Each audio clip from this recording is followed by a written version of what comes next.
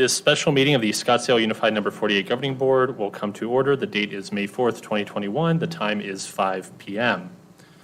The board will move on. The board will begin with a call to order, starting from the chair's left. Zach Lindsay. Libby Hartwell. Patty Beckman. Julie Sanowski. Jan Michael Greenberg. All board members are present, and there is a quorum. Vice President Sanowski, will you please lead us in the Pledge of Allegiance? Sure.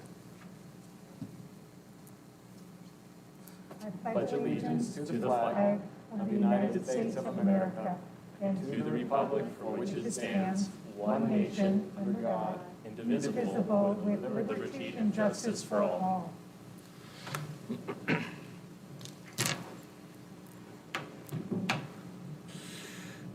The board will now move to agenda item 4, approval of agenda. Board action required. Are there any changes to the agenda as presented? The chair moves to approve the agenda as presented. Is there a second? Second. Vice President Sanowski seconds. It is moved and seconded that the board approve the agenda as presented. All those in favor say aye. Aye. Aye. The motion carries 5-0. The board will now move to agenda item 5A, executive session. The governing board may recess into executive session pursuant to ARS section 38-431-03A3 and A4 to receive legal advice from the attorney for the public body and to instruct its attorney regarding an independent investigation report regarding a student incident that occurred in May 2018 and the potential waiver of the attorney-client privilege. The chair moves to approve agenda item 5A as presented. Is there a second? Second. Board member Beckman seconds. It is moved and seconded that the board convened in executive session pursuant to agenda item 5A as presented. All those in favor say aye.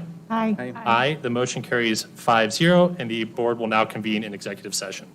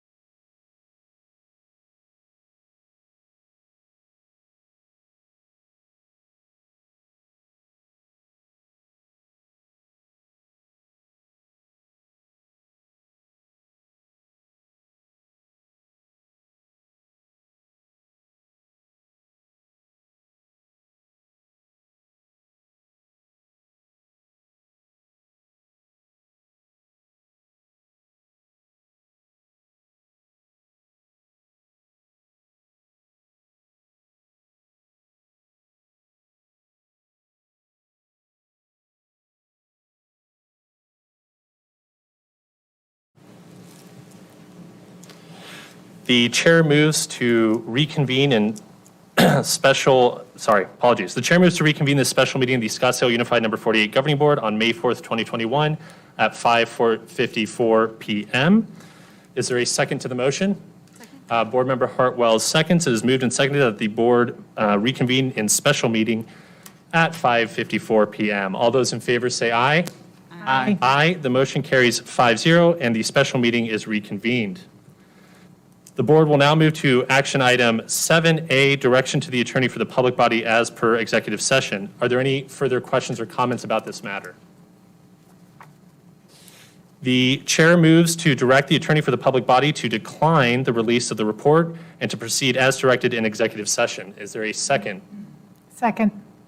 Board Member Sinowski seconds. It is moved and seconded that the board direct the attorney for the public body to decline release of the report and proceed as directed in executive session. All those in favor say aye. Aye. Aye. All those opposed say nay. The motion carries 5-0. The chair moves to adjourn this special meeting of the Scottsdale Unified Number 48 Governing Board on May 4th, 2021 at 5:55 p.m. Is there a second? Second. Board Member Hartwell seconds. It is moved and seconded that the board adjourn this special meeting at 5:55 p.m. All those in favor say aye. Aye. Aye. The meeting is adjourned. 5-minute break, everybody.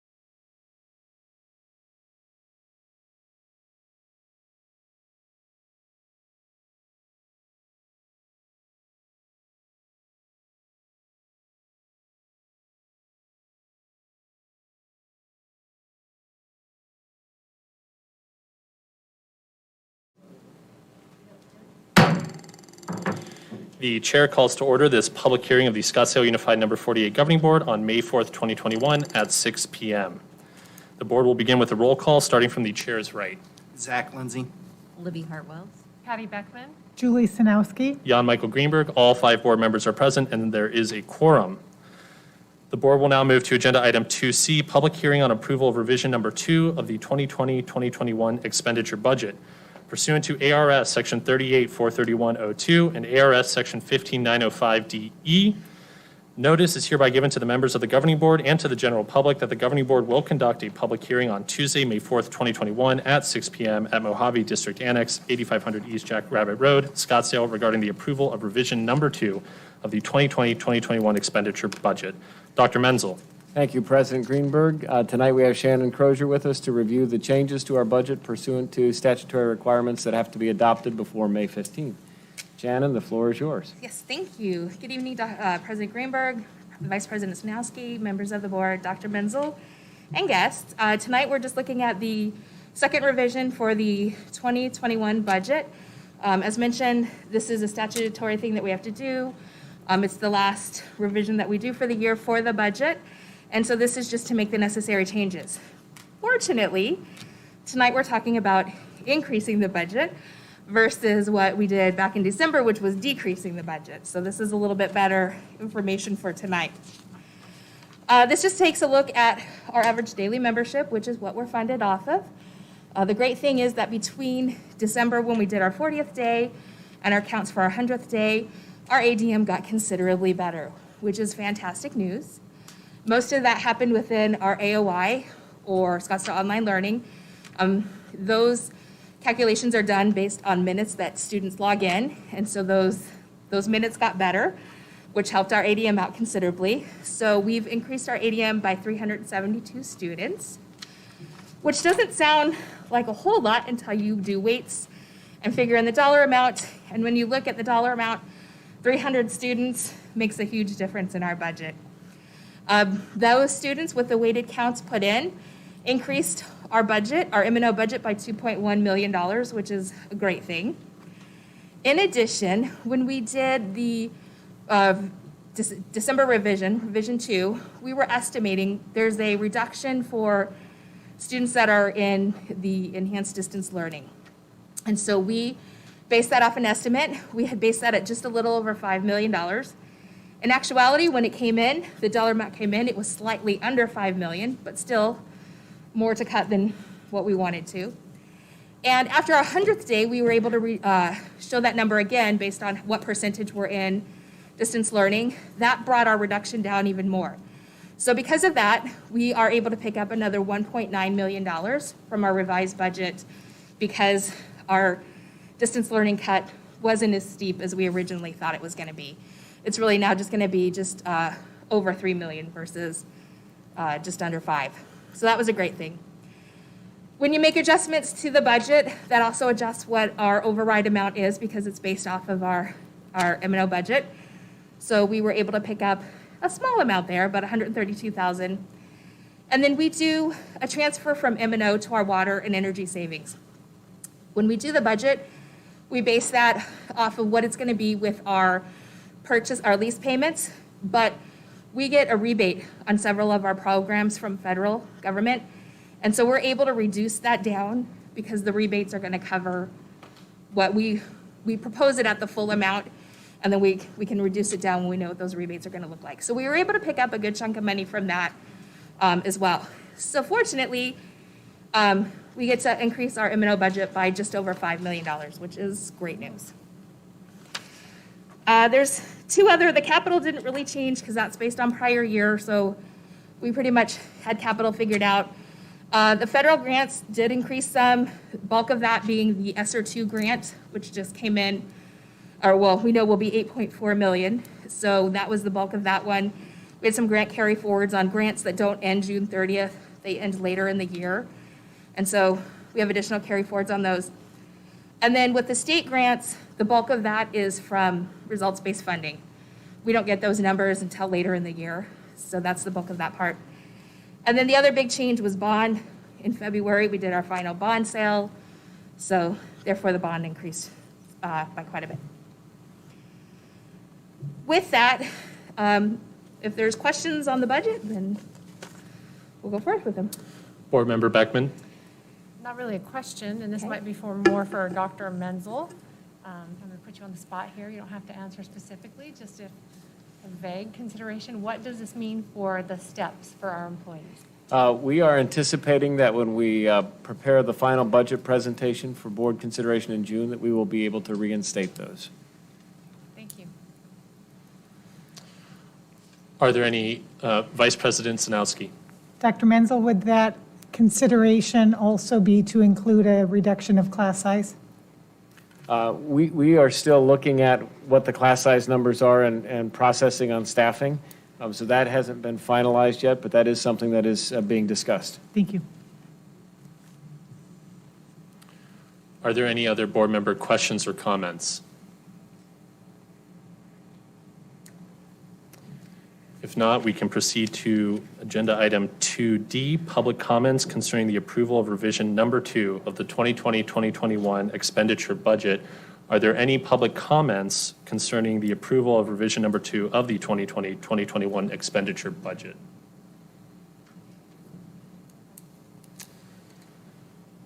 If there are no comments and no persons wishing to speak, the board will move to action item 3A, approval of revision number 2 of the 2020-2021 expenditure budget. Is there any discussion or debate? Are there any motions? The chair moves to approve action item 3A, approval of revision number 2 of the 2020-2021 expenditure budget as presented. Is there a second? Second. Board Member Beckman seconds. It is moved and seconded that the board approve action item 3A, approval of revision number 2 of the 2020-2021 expenditure budget. Is there any further debate? All those in favor say aye. Aye. Aye. The motion carries 5-0, and the motion is approved. The chair moves to adjourn this public hearing of the Scottsdale Unified Number 48 Governing Board at 6:07 p.m. on May 4th, 2021. Is there a second? Second. Board Member Hartwell's seconds. It is moved and seconded that the board adjourn this public hearing on May 4th at 6:08 p.m. All those in favor say aye. Aye. Aye. The motion carries 5-0, and this public hearing is adjourned.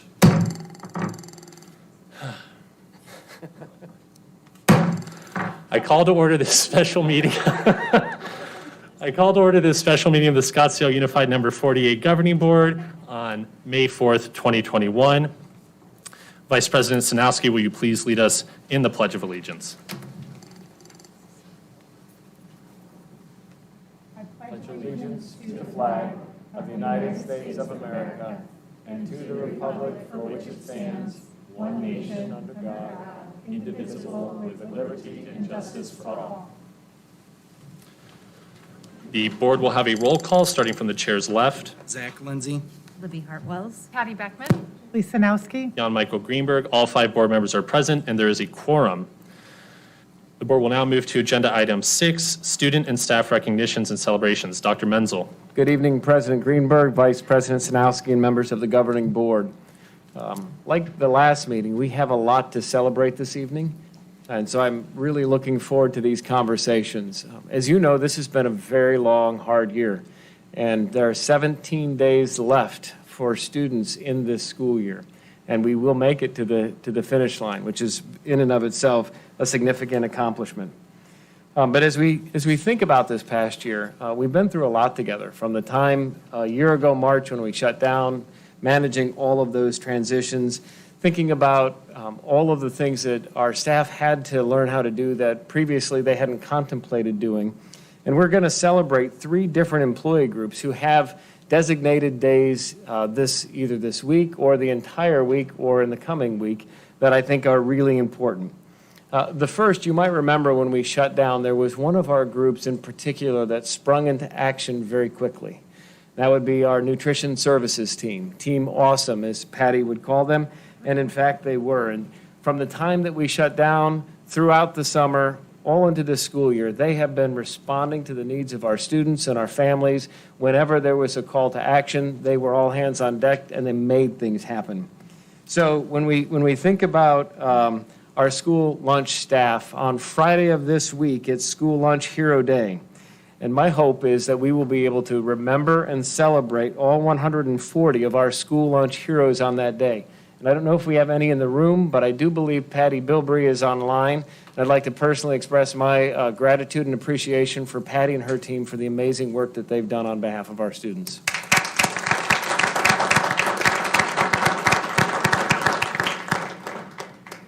The second group of people, and they're all heroes that we're celebrating this evening, are our school nurses. School Nurse Week begins the day after tomorrow on May 7th. It ends on May 12th, which is the birth date of one of the most famous nurses of all, Florence Nightingale. But they haven't met any of our nurses, and Scottsdale Unified School District is blessed with an amazing group of nurses who have stepped up to do a whole lot more than they ever imagined would be possible. And I'd like to introduce Dr. Sakos to share a little bit more information about the work of our school nurses this year.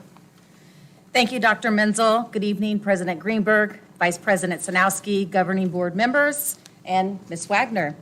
Last summer, as we considered how and when we might be able to reopen schools to in-person, two valuable voices that were part of the Operations and Logistics Committee were the voices of our SUSD co-lead nurses, Leslie Sharp from right next door, Mojave Middle School, and Renee Tosto, Anasazi Elementary School. Ladies, can you join me at the podium?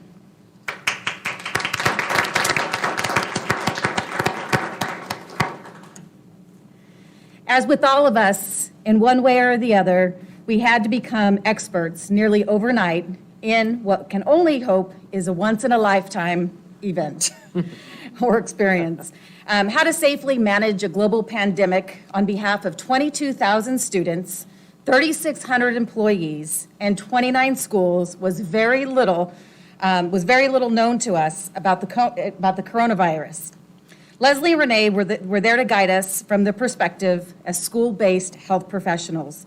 Their insight was instrumental in the district's initial return to learn planning.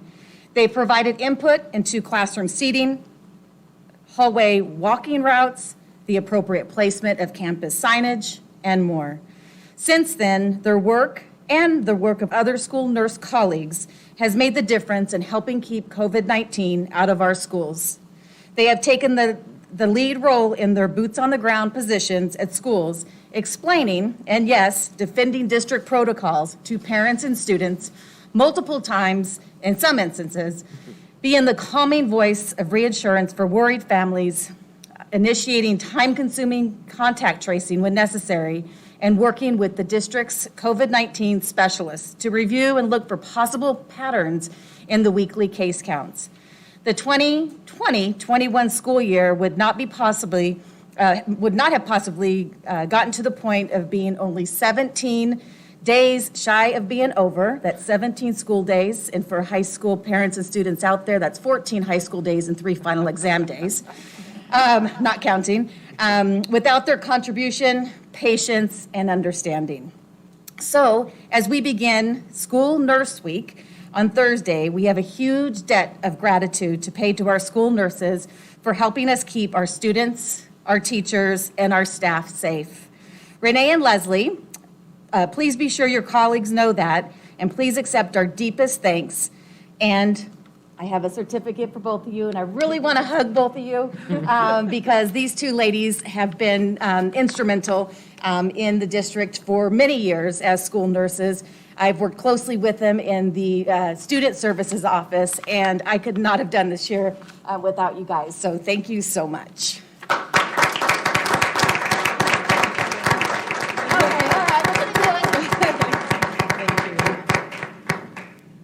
Broke the rules. Thank you, Leslie and Renee. Thank you, Dr. Sakos. We truly are grateful and appreciative for all their work. And I'll tell you that they have always been candid and straightforward in their advice and putting the best interests of our staff and students at the forefront of every recommendation they make. The third group that we're going to celebrate tonight is one that I know that you all join me in recognizing, and that is no matter what we do in a school system, and everyone plays a really important role, at the heart of teaching and learning are our teachers who are in the classroom with our students every day. This year has been a challenging year unlike any other that we've ever experienced. And while the governing board and administration had to make decisions about what we were going to do, and we pivoted a number of times in terms of what we were doing, from online learning to start the year to a combination of EDL, in-person, Scottsdale online, the people who had to carry that out every day are the teachers in the classroom. To them fell the unenviable task of adjusting, squeezing, cajoling, and cheerleading, all in a massive effort to create as much of a semblance of normal as possible for our students during a time of pandemic. Also, while having to themselves navigate the fears and the unknown and the uncertainty related to it. Teachers became students themselves in order to master new digital learning resources. And they adapted specials and extracurricular activities into remote and hybrid opportunities. And they did this all in a time where there were not enough hours in the day. And yet somehow our teachers continued to show up every day in service of our students. So this week is National Teacher Appreciation Week. Today happens to be National Teacher Appreciation Day. And it's my privilege to thank the 1,286 classroom teachers in Scottsdale Unified School District for their tireless effort on behalf of our students. And I do not know if we have teachers in the audience or not, but if we do, I would like to ask you to stand and be recognized.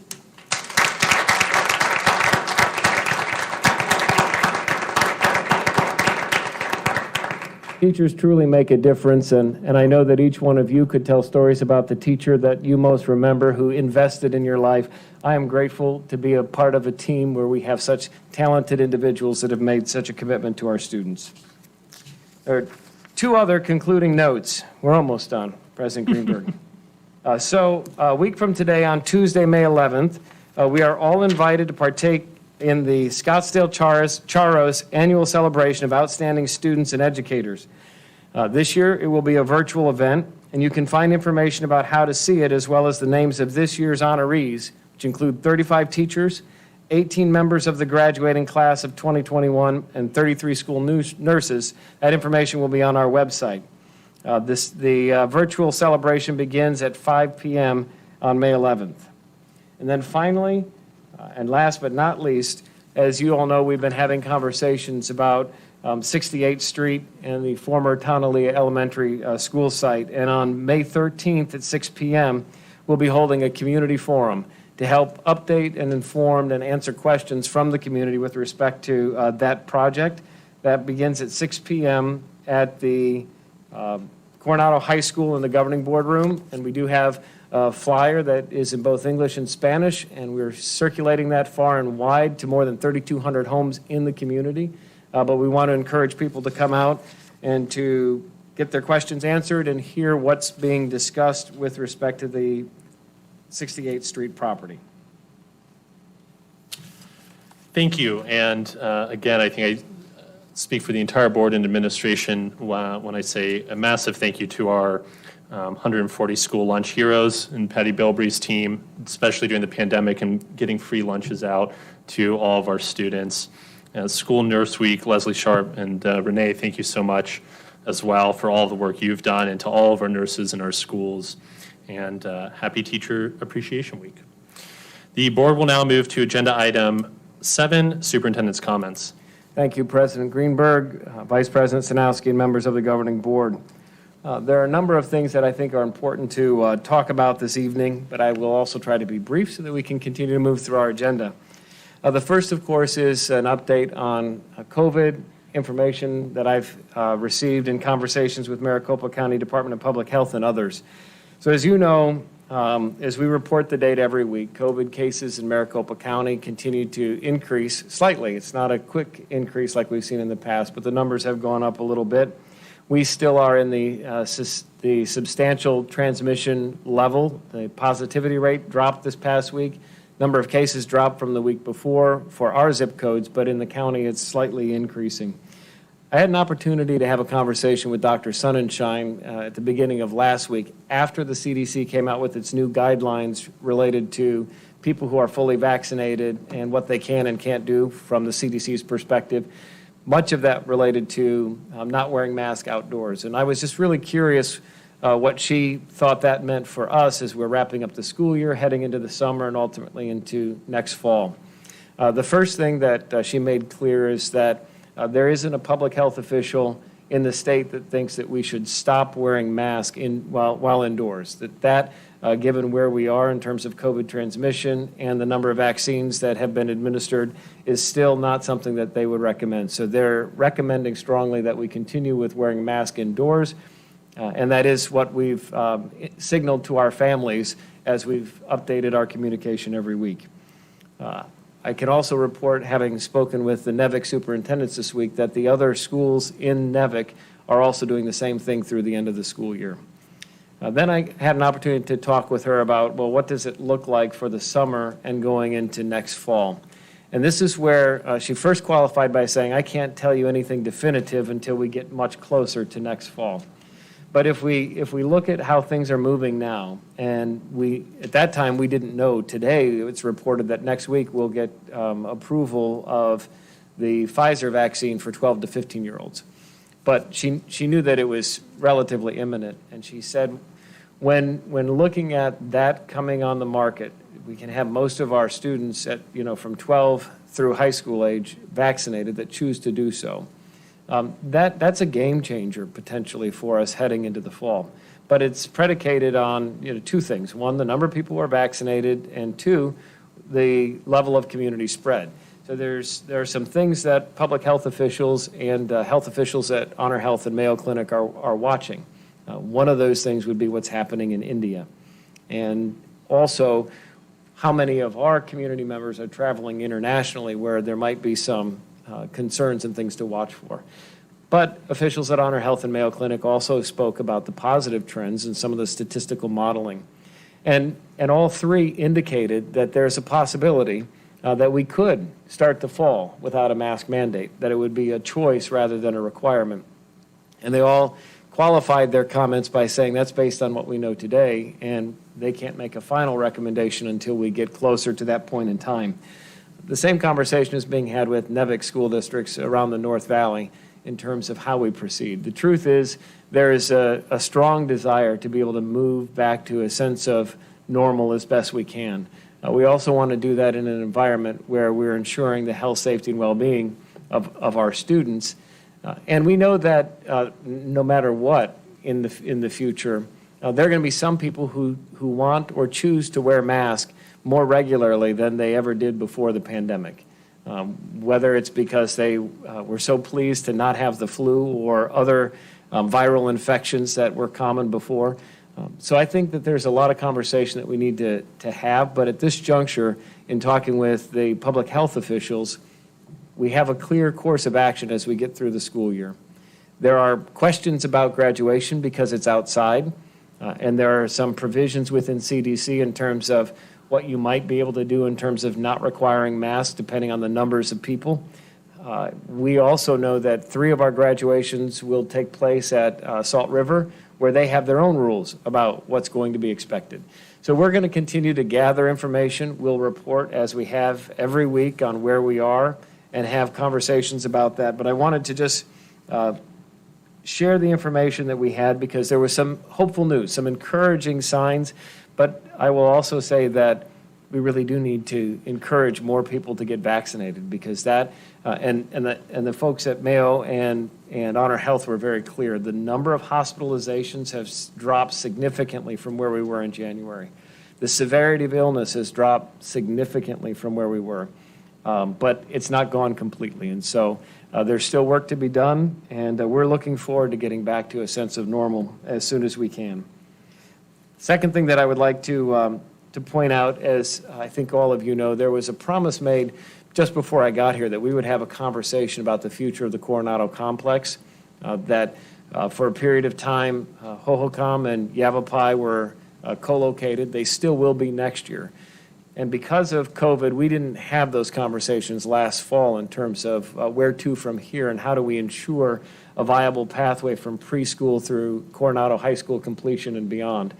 We're going to start those conversations during this month.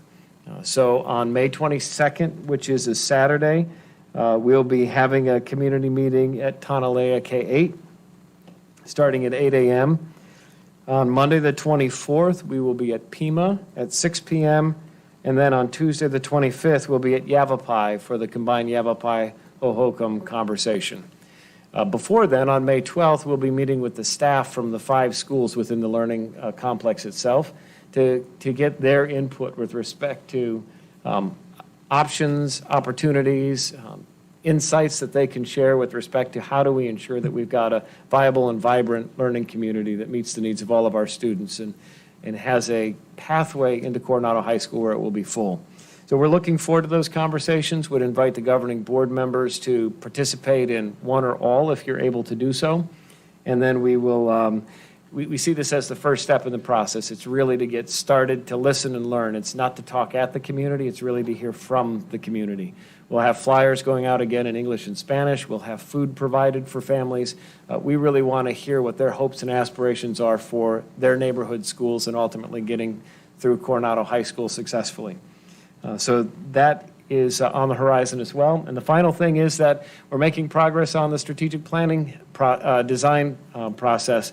And within the next meeting or two, you'll get to see the draft vision, mission, and value statements, and with a goal towards having that approved before our final meeting in June. Then we'll turn our attention to really identifying what are the strategies, the goals that will help get us to that preferred vision of the future for Scottsdale Unified. So there are a lot of good things on the horizon. We celebrated, I think, at least 4 proms already in person. Again, little things can go a long way towards helping get us back to a sense of normalcy, and it's as a result of everybody coming together, working together, and supporting our students on this journey. So with that, I'll turn it back to you. Thank you, Board Member Beckman. Sorry. Just, this is kind of important, I know, to our community too. You mentioned the meetings in the Coronado complex, and you said flyers are going out. Do you have any at this juncture know how they're going out? They're doing more than social media, right? I know. Oh, yeah. We're printing flyers that will be handed out, that will be delivered to places where families are. So we're working closely with the 5 principals in the complex to use multiple means of reaching out, and it will not be just social media or electronic. It will be physical copies that are handed to people. I can't stress enough how the communication of these meetings, how important it is. Thank you. Thank you. The board will now move to agenda item 8A, information discussion items, special education update. Dr. Menzel. I would like to introduce Dr. Kim Guerin and Marge Rayberg, who are going to lead us through a conversation with respect to the work of the Special Education Task Force. And we're looking forward to an informative presentation and dialogue with the governing board. Thank you. Good evening, Governing Board President Greenberg, Vice President Snowsey, Governing Board members, Dr. Menzel and Ms. Wagner. I'm thrilled and excited to be here to talk about my favorite subject ever, special education, and to present to you on the work of the Special Education Task Force.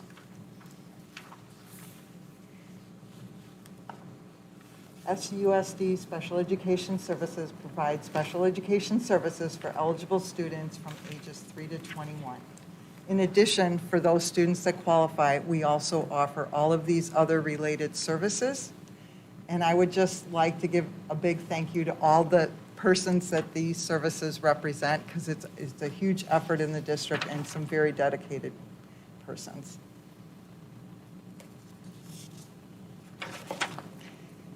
In order to optimize special education services and strengthen the department, the Special Education Task Force was created in 2019. It was a wonderful opportunity to bring stakeholders together to meet in person, and then guess what? So we started all of this great work, and then the pandemic came along. It slowed but did not stop us. And this is a list of all the different stakeholder groups and members of the Special Education Task Force, a group of which who are here with us tonight. So we're going to do our wave. Representing those. And the first way we kind of got back in the groove last year when we had to slow down with the pandemic, because as you could see, it wasn't a group that could ever meet in person. We did some virtual, and we have an outside facilitator who meets with us from back east, but it just wasn't the same as the times that we had been able to get together in person. So there was a bit of a pause.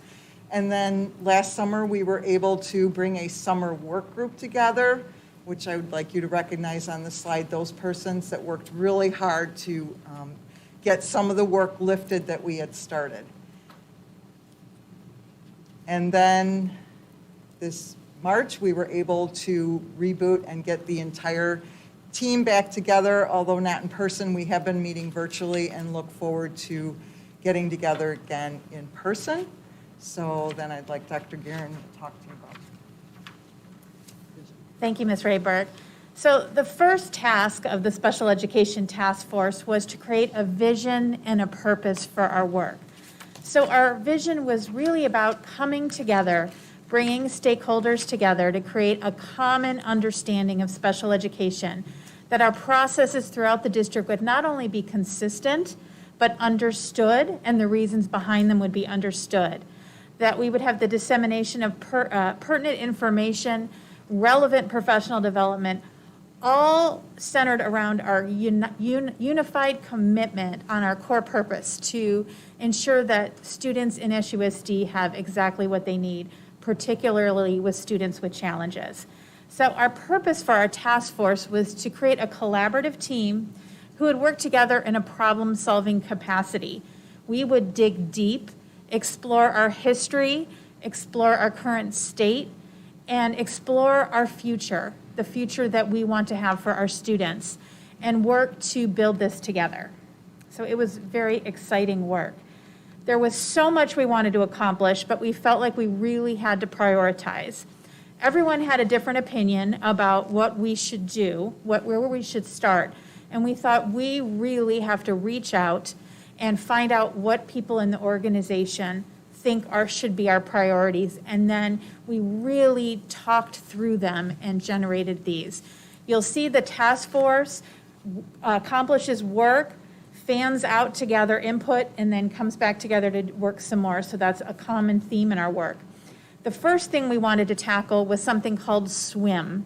You know how we love our acronyms in education, so you may have heard of SWIM. Did you know it stands for Special Education Weekly Meeting? That was a process that we wanted to examine strengths, challenges, and how we could improve it or revise it to meet the best interest of students.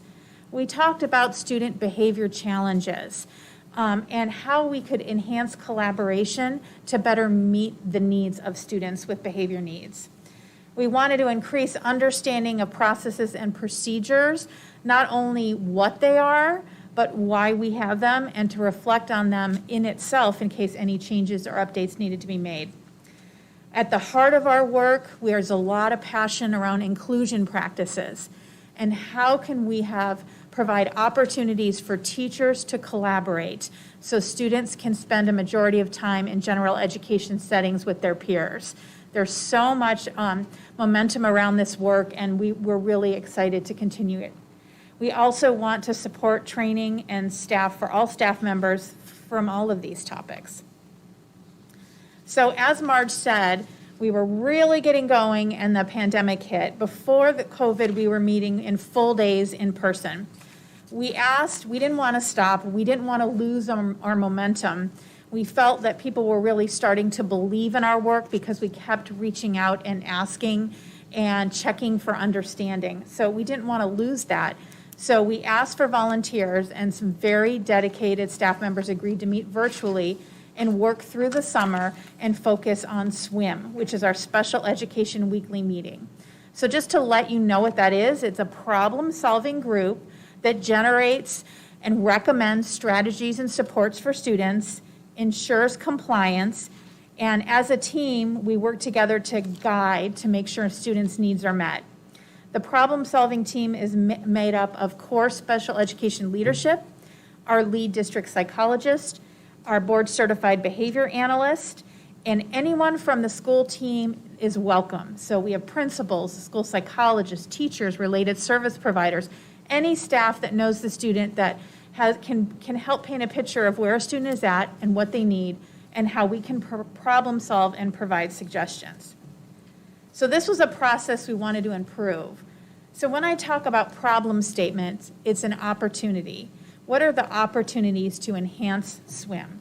So We talked and talked and generated some problem statements. Then we fanned out, and we just didn't want to send surveys. We had some focus groups, some presenting at meetings, individual small group conversations to check and help develop the problem statements. We wanted to really make sure that we synthesized and captured our areas for growth. So the first problem statement was a lack of understanding on the clear processes and the legal requirements when a team refers a student to swim. So, and there was also some concern around the time it takes. So it's not a go in for one meeting and a decision is made. In fact, it isn't a decision-making group, it's a problem-solving group where we try strategies, come back and try something else. So there was just some different levels of understanding on what the process should be and how it worked. Again, the consistency district-wide in such a large district. So then we conducted a root cause analysis. Why behind the problem statement? Because everyone can make an assumption about why something could be improved or enhanced, but we had to dig deep to really find out what was going on in order to make the change that needed to happen to have all stakeholders believe in the process. So we talked about definition of least restrictive environment, compliance, what data we need to make decisions surrounding students, why least restrictive environment is a process that's a little slower purposefully to make sure that we're ensuring these decisions are thoughtful and careful for students. There was some perceptions that you go to swim and you get a yes or a no and that's it. There was also a lot of members that didn't attend the swim meetings because it was hard to get away from campus.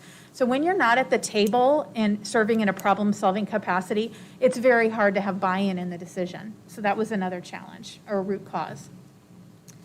I am so excited about this work, and what is so fantastic is so much of it has already been implemented in the swim process. So I'm going to ask Marge to share some of our implemented solutions and wins already with this.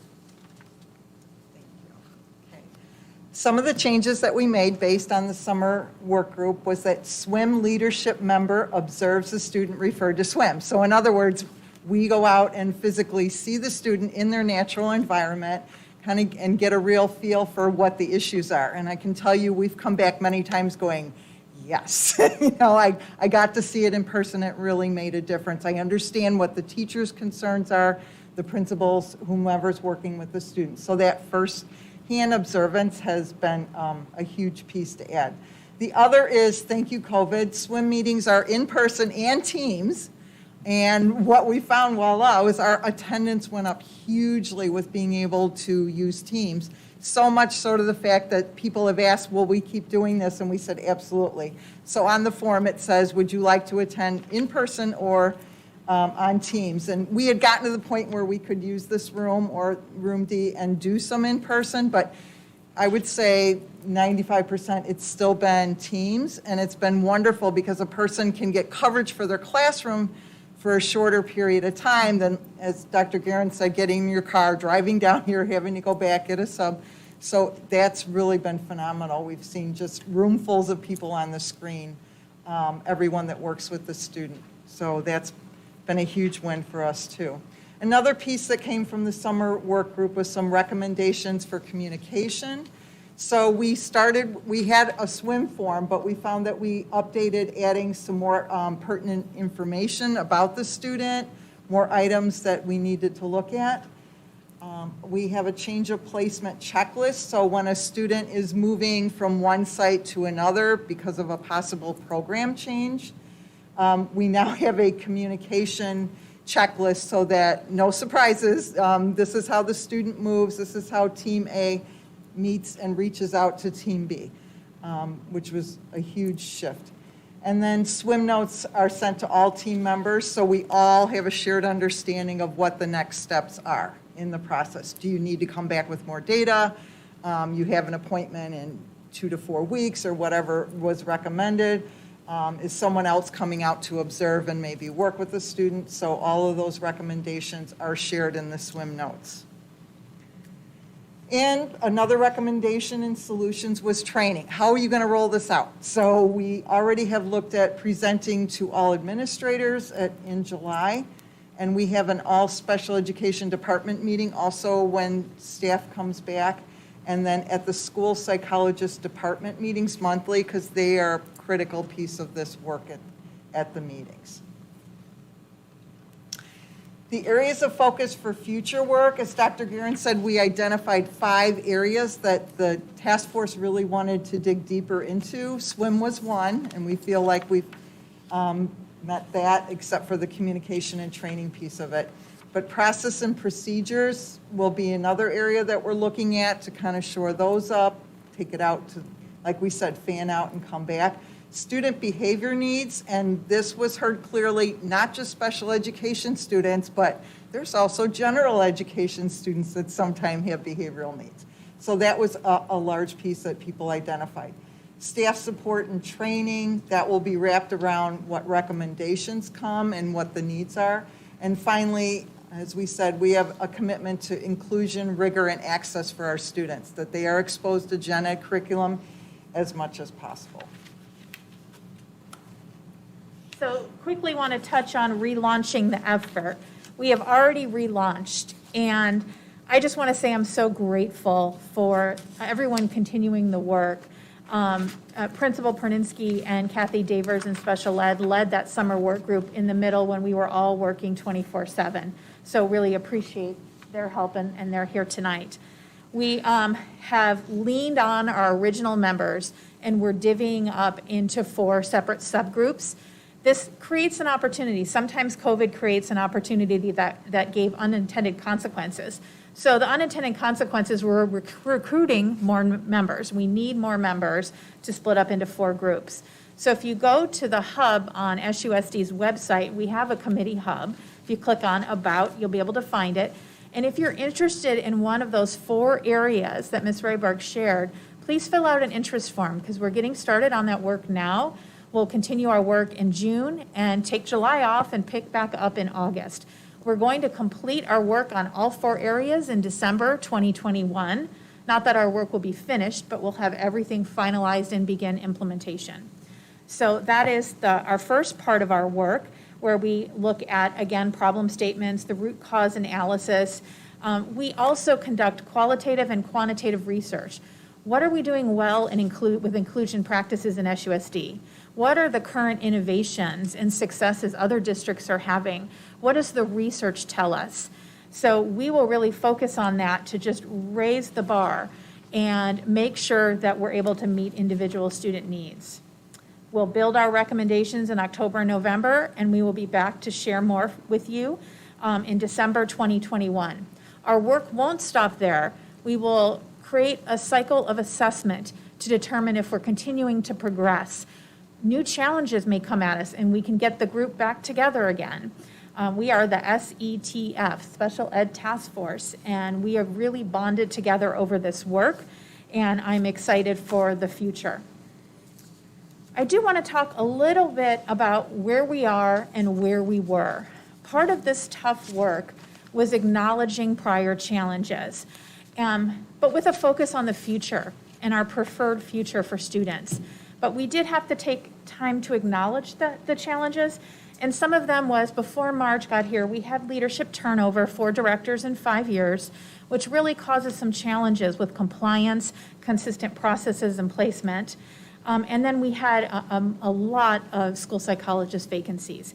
17 vacancies led to a lot of outside evaluations, and it was just very challenging for staff. Looking forward, right now, all school psychologist positions are filled, including our district lead psychologist to support the current psychologist, which is so very important. We only had 4 outside evaluations last year. We've added some signature programming, such as kindergarten academic behavior communication classroom. Say that 5 times fast, and then tell me what the acronym is. I go home and I have to memorize these. We've also added a model classroom initiative that I really encourage you to stop by, because when teachers get to watch other teachers with their masterful teaching and strategies, magic can really happen. So we're very excited about that. Our special education students, the curriculum maps and the course guides for our classes put students on track to earn an SUSD diploma, and that is our expectation, bringing that rigor. And then special education is assessed at every ADE, has a Public Education Association determination about how we provide services, the timeliness, the accuracy, least restrictive environment, all of those things. And SUSD has scored 100% yet again. And so we are so proud of the work we do, and we're proud of our growth effort for the future. Dr. Menzel recently asked Ms. Rayberg what she believes in for special education and what her team values. And she said, to the greatest extent possible, students should be educated with their non-disabled peers. They should be immersed in the same rigorous general education curriculum, accommodated in general education classrooms, and attend their neighborhood schools whenever possible. So we believe this together as a task force. We are excited about our progress, excited about our future work, and we thank you for your time this evening. Thank you. Are there any board member questions or comments? Board member Beckman, and then board member Hartwells. First of all, And Vice thank President you. Snows. I wanted to see something come from special education in the way of a presentation of where you are in the process and whatnot for quite some time. So I appreciate you being here and putting all the effort in. I also appreciate seeing on here that the relaunch March, April, adding parents to the problem-solving groups. Appreciate that. The question I have for you primarily is with regard to this calendar and where your support and what you're doing, how do you see us right now, because we're in the refining problem and understanding part 1 phase, with regard to COVID and our special education students? What is different about this year, and how are you implementing it into the structure to make a difference? Because clearly this is something you're going to roll forward for a year where this is supposed to be a guide, but this is an outlier year. So what is different, and how are you focusing inside this structure? So I'll make a comment, and then Marge, I'm sure you have something to say. It is such a point of pride, and I want to thank every single educator that helped our special education students. They were the first group of students brought back in September. Right. And there are so many students around the valley that are just coming back now. And when I think of all the services that a student has in their individual education plan, those explicit related services, that we provided the opportunity for that to happen in SUSD, that our staff found a way creatively to continue in spite of. And so what I really feel is that it brought us together in a way that challenge unifies people, because we all focused on the students and finding a way to do it. So I think that is a consequence of the work, and I think it's going to give this work momentum. So that's my perspective. Did you have anything to add? I would just add that because the district was so insightful and forward-thinking about return supportive of that, that we have seen the outcome of that is that our students, and we've tracked the data, there has not been a lot of regression or recoupment as a fallout from COVID, that parents have been happy because the students were back early in learning, so they did pick up quickly from where they were. And that was my question. And when you speak to the governing board particularly, I always like to ask, where can we help you? Where can we provide support that's additional, that may take the student from where they are now to where they need to be? And with regard to COVID, and speaking about our special education students, because we've had so many parents talk about how this specific segment of our population has really been impacted, would you say you don't need additional supports beyond this, that you've been provided with what you need, and our kids are tracking potentially to be where they need to be? That's what we're finding. We, of course, every student is evaluated every year if they need extended school year for regression and recoupment, and we've identified those students, and they are not larger than what we would have in a typical school year. So we were really thrilled that we felt that we did provide services throughout the pandemic and that the students did catch up. I have to just share my one at Hohoyavapai this year was when I got back out to see teachers. It was a physical therapist who kept calling me and saying, this won't work, who was with a little youngster in a teeny tiny walker. And she said, Marge, I can't help somebody learn to walk. And literally it was happening. So, it really, truly did make things move forward for our students that so needed to be in person. So Thank you for the information. Thank you for the time. Yeah, so many of our related services just don't work virtually, and teaching to walk is one of them. Board Member Hartwells, and then Vice President Sinowski. Okay. So just a couple of questions as a follow-up. You intend to add parents to the task force. Could you just give, one, what % composition of the task force do you envision having be parents? And I know you are receiving volunteer requests now, which we appreciate. You know, some parents are taking you up on that. And what is the timeline? What would the parents expect in terms of timeline to be notified? You're on an aggressive time frame, it looks like, which is great. We absolutely are. We're just forming small subgroups right now with the two leaders. There's two original leaders from each task force group that are recruiting. So they are also trying to recruit parents, and then we're funneling parents to them as we get those requests. So some are up and starting to run and still adding. They're smaller groups, I would say about 6 to 8, Dr. Prundinsky? What was the time? And so I think 2 parents would be great if we could have an elementary and a secondary. We'll see what interest we get. Okay, thank you. If I'm sorry, can I have one more thing? If we don't get a lot of interest, what we can do is try to plan some parent focus groups. Okay. Because sometimes people can't make a commitment for a whole committee, but are definitely willing to come in and have even a virtual conversation about how they feel about a certain topic. You bet. Yeah, great, thank you. Another question. Could you share with us, and we spoke about this last Friday, could you share with us, the community here, how you establish appropriate caseload for the relevant professionals? As we did talk when we met in person, we follow the guidelines from the national organizations for each group. In other words, ASHA for the American Speech Hearing Association, NASS for the National School Psychologists. So they have recommended guidelines that we follow to establish caseloads. And same for teacher. We look across, state guidelines, federal guidelines, best practice for class size for special education. And as you know, they are much smaller, and they are staffed with extra support, such as Charis. So Right. It is a very small teacher-to-student ratio. But Does that answer? Yes, and just driving home the point that those caseload numbers are informed by the relevant disciplinary organizations' guidlines. Yes. Thank you. And then I appreciate your comment in acknowledging that iterative improvement is a living process. So I appreciate that as a scientist. And I want to just thank both of you for spending a little bit of your last Friday with me and answering my questions. I appreciate it very much. And thank you for everything you've done. Vice President Sinowski.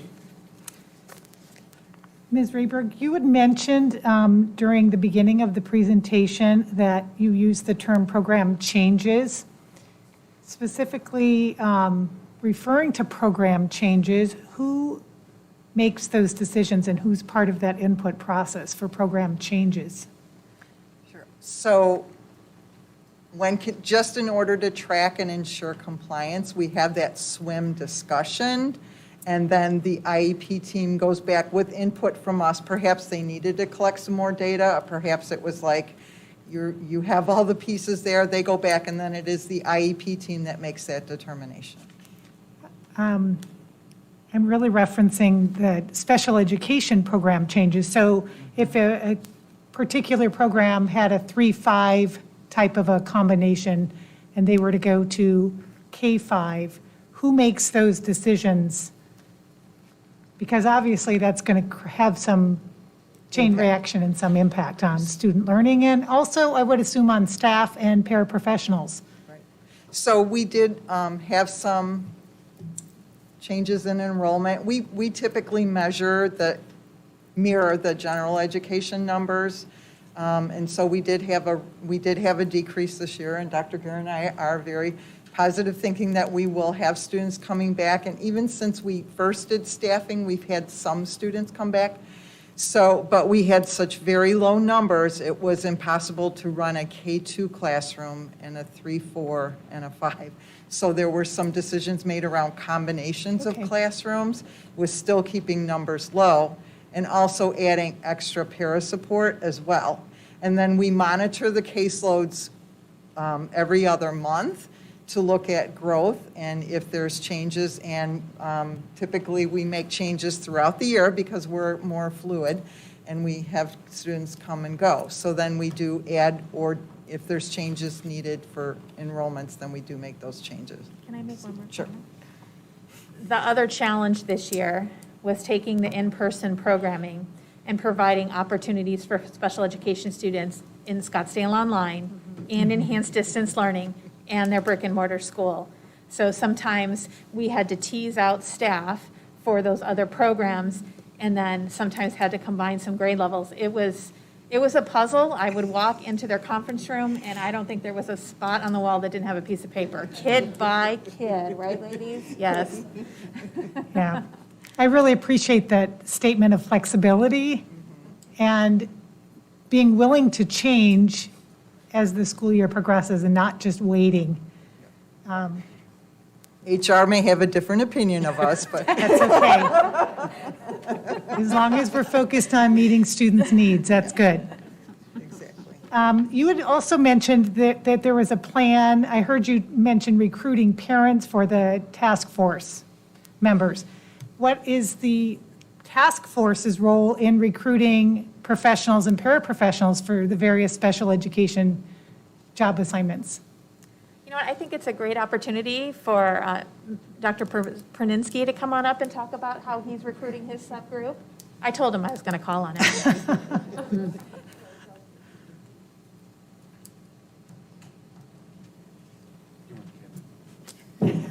Good evening. So through the summer task force and through some of the work that's gone on this year, specifically looking at swim, on my team, I have Dr. Asmussen and a couple of other colleagues, and we were able to reach out to just looking at scheduling and things like that, reaching out to guidance counselors and other employee groups to bring them into the fold to get input and to get feedback on developing some of these process improvements specific to the swim process. And then we also, thank you. Yep. We also recruited through each association and then through members of the SETF, just asking other members to join that could bring a fresh perspective. And now we've added the committee hub. So there's people out there that are interested and we don't know about them. I really appreciate your conversation about recruiting staff. I think I was misunderstood. I meant into the profession of special education. Oh. So is the task force taking that on and looking at availability of staff? I appreciate that, you know that. Yeah. Well, we do have training as one of the 5 and professional development, and growing our own could certainly be a future focus. Okay, thank you. I did want to mention with school psychologists, we have, Marge has brought, and her team has brought a new internship program with the universities so that we can supervise them while they're getting their certification, and then hopefully we can hire them. So growing our own, having them learn the practice in SUSD is something that is a new win for us. That's what I was looking for. Thank you. Are there any other board member questions or comments? So I guess to borrow or paraphrase from the former Vice President Hubert Humphrey, I think, the moral test of government is how we treat those most in need. And special education is of top concern to all the board members since it was requested by all board members. I think it's an area that we really want to focus on because of the turnover we've had in the past, compliance and risk issues we've had, because at the end of the day, we want to provide the highest quality education to all of these students. All of our students, but all of these students especially, and we've seen a decline in special education enrollment in our district and outsourcing. In part, that's funding, and that's unfortunate, but in part, that's also because of a perceived or actual concern with the way we deliver services. So this entire system of identifying challenges, finding the root causes, and how to fix them and make them better moving forward is exactly the type of leadership that we want in this district, because it's never a problem to find an issue and correct it, but it is a problem to ignore the issues and pretend they're not there. With that said, I know all the board members are touring schools or have toured schools, and I make it a point to stop in the special education rooms when it's appropriate to do so, and concerns do come up. So to the extent that members of staff might not have the time or ability to participate in these meetings and raise these concerns, how do they bring concerns forward? For example, misalignment between schools on the programs they have. Maybe we call a program at a middle school something that it really is not, so that when the student moves to the high school level, they're not in the right class or program that they should be in, and they have to be moved. Or alternatively, a member of staff is signing, a teacher is signing off that they've delivered some instructional material, but really they haven't. It was a para or somebody else in the classroom help because they have to deal with the other students. How do they bring those concerns forward? How do they provide those to you in a safe way, in a safe space, and develop that trust? Mm-hmm. Well, it was interesting. We've had some of our members that people were a little nervous to share honest feedback, maybe based on the past. And so providing some safe space in focus groups or one-on-one conversations, and then word gets out that this group, we're starting to gain traction. People are starting to believe that we really are serious about this process and are trying to be transparent and include. So once you get that buzz about credibility, that really helps. So our members are approached with suggestions. We always encourage people to join our team if they can, even like if you just wanted to join the next summer work group and work a little bit in June. It's not a commitment forever. Though some of these people have teased me that they cannot ever get off my committee, right? So there's a lot of different opportunities to be involved, but throughout our process, we fan in, we fan out, we fan in, we fan out. And as people start to see action, swim was a very visible solution that was felt throughout the organization, and we're still working on it, still improving, but there was some fixes that could be seen right away. And so that's how we start to gain credibility that we really are doing this work, rolling up our sleeves, because we're all unified in our care for kids and want the best for them. So the clear message seems to be, if you do have concerns, maybe you're not comfortable yet to just bring it up all the way, but to potentially reach out to a member you trust on the task force that was presented to us, or the summer work group. You have the opportunity to join those meetings at any time and to see what's going on and be a part of that conversation. And ultimately, we're going to develop this trust through the actions of your team by identifying issues and actually acting upon needed recommendations. Is that the good takeaway? That's perfect. Okay. Well, I appreciate that, and I just want to make it very clear to any staff members who feel that what is being presented here tonight is new to them, or they might not agree, or they are seeing something different, to please reach out to these task force members, raise those concerns, because again, at the end of the day, we're trying to make the best possible education for our students. And I will say, frankly, the special education programs in our district are phenomenal. They really are. The teachers, when you go into those classrooms, it really is, and I know all of you have been in those classrooms. It's absolutely phenomenal. They pour their hearts into it, and frankly, they're miracle workers in my mind. So I want to thank all of them. Are there any further questions or comments concerning the special education update? One final question, actually. Early on, when I joined the board, I had put forward whether there needs to be a form of internal audit of the special education department, not, again, to play gotcha, but to focus specifically on the compliance and make sure that any recommendations are brought forward. Is that a support you feel might be helpful in the work that you're doing, to have kind of a really deep down focus on key compliance issues while you also focus on the bigger picture of structural changes and compliance issues as well? I believe we're there. I believe we're there because special education is so highly regulated. And when we got the 100%, from, that is in essence an audit, because we accept federal funds. So I believe this process is even more just about fixing process and procedures. It's about building trust and relationships and consistency. And I think that's why this is so powerful. So I don't think that's needed at this time, but we can certainly circle back and let you know. Do you agree, Marge? I do.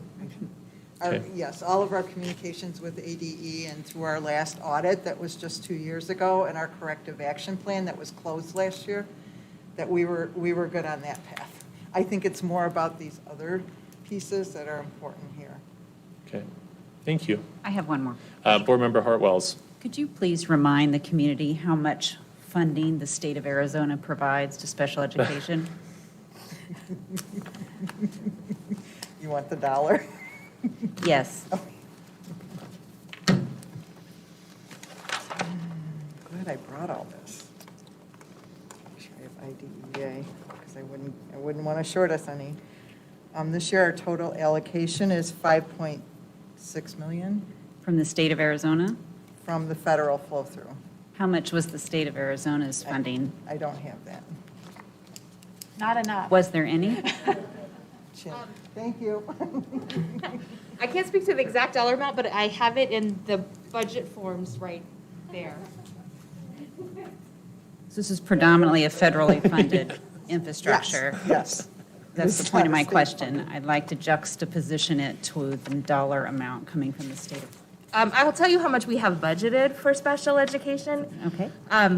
What we budget and what we receive are not exactly the same thing.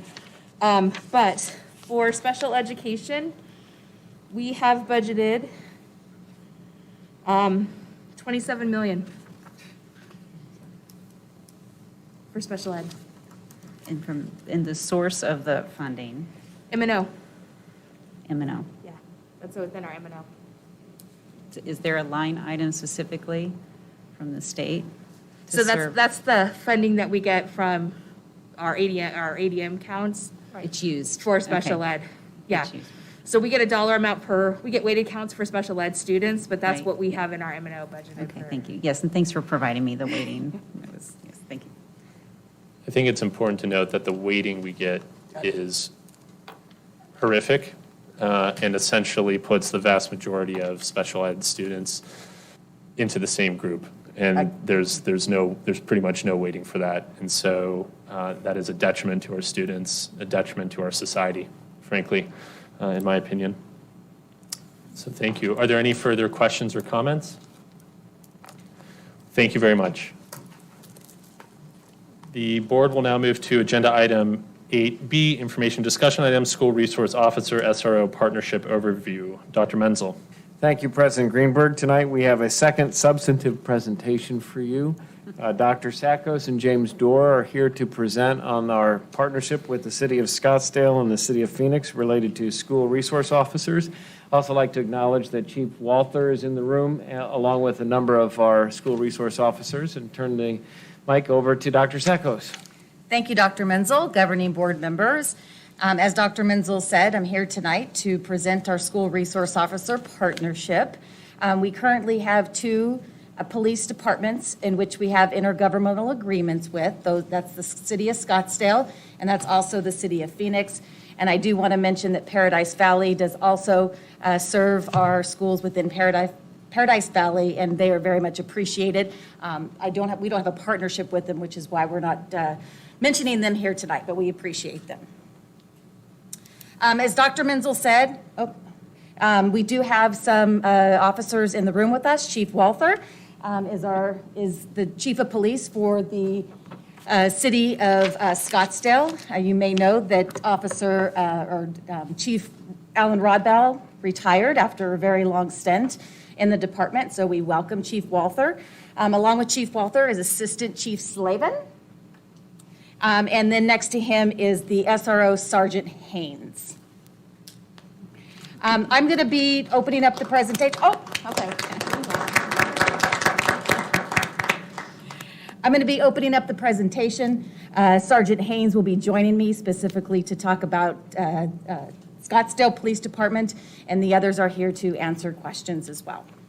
All right, wrong keyboard. That will help. Again, I'll give a brief overview, a history and overview of the School Resource Officer Program, talk about our partnerships and our community participation. will present a snapshot of program impact, not Snapchat, sorry about that, our costs affiliated with our intergovernmental agreements, and we're going to talk about some next steps. Wrong keyboard again, Melissa.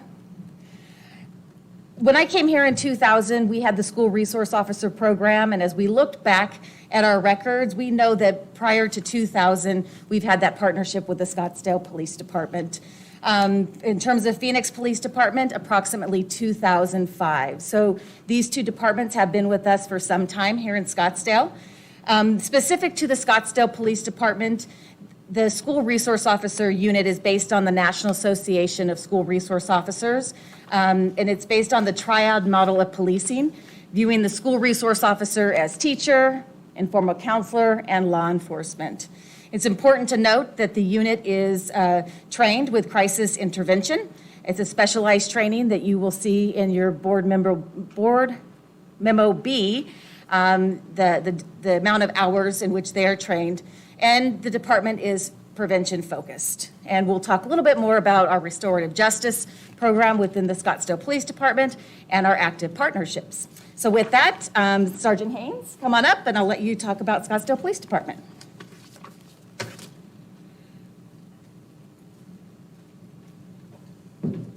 Good evening.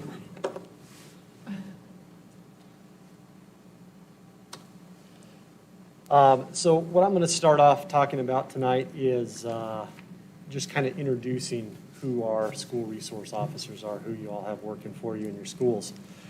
So we have our units comprised of 10 officers. 9 of those are specifically assigned to Scottsdale Unified School District, and we service all of your schools. We have an SRO at each high school, as well as each middle school, and our middle school SROs serve the feeder elementary schools that go into those complexes.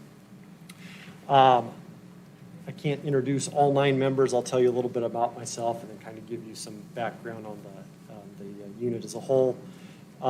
So I've been in public safety now for 22 years. I started out in the fire service. I spent 8 years there. Prior to promoting to sergeant, I was a school resource officer for 4.5 years here in Scottsdale. And after promoting, I worked as a road sergeant for about 4.5 years before coming to the unit here in January. Our group is very diverse from all different parts of the country and different backgrounds, and they're very active in the community. All of us are committed to serving our students and our youth and trying to help families be successful. Some of the collateral things that our SROs work on, two of our SROs are coaches within Scottsdale Unified, the head track coach at Saguaro, as well as the head track coach at Desert Mountain. Both of those programs which are sending students to Division I schools this year. 4 members of our unit coach youth sports within the community, so outside of SUSD, but still that ongoing commitment to our youth. And 3 members of our unit hold leadership positions within their church. So back up there. Really the focus of our unit is getting resources to you all as the staff, to our parents and our families and our students to help them work on whatever problems that they're facing. Some of our biggest partnerships are listed here on the screen. I'm going to come back and talk about youth and family services here in a couple more slides. But Police Crisis Intervention Services is a group that works for our police department. None of those employees are officers. They're all professional counselors, and they really are experts in knowing all of the mental health resources that are available throughout the valley. Where we use those in the schools would be if one of our SROs is working with one of your counseling staff and whatever unique problem that family's facing, we don't quite know what to do, we can call up this group. They can help us navigate insurance. They can help us decide what resources are available and help that family make a decision that's going to be in their best interest. We also have very strong relationships with the Boys and Girls Clubs and as well as our Parks and Recreation staff, especially down south in the Coronado and the Saguaro complexes. After school gets out, a large part of the student population goes to El Dorado Park and Indian School Park and Chaparral Park. And some of those kids are involved in formal recreation activities. Other ones are just hanging out and having a good time. And then, of course, we have some of the kids who decide to get into a little bit of trouble. So our relationship with Parks and Recreation really is focused on prevention. They let us know when problems are forming. We get a lot of information from them about, hey, we heard there's going to be a fight after school, which we're able to pass on to the staffs of those schools and try and prevent those things before they happen. The Boys and Girls Club is a great resource for us as well. When we know that there's at-risk children who need services after school, and if they're not able to get them through SUSD, the Boys and Girls Club is able to provide a lot of those services for us. So with both of those groups, it really is sharing intelligence to help make everybody's job successful, but also resources to make sure that our kids are staying safe and they're having good outcomes.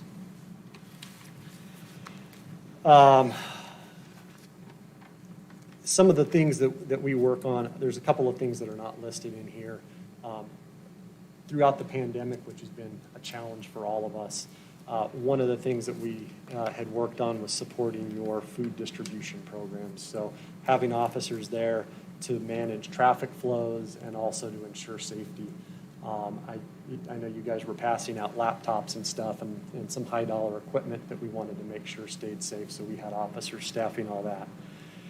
Home visits is one of the, I believe, most consequential things that we do.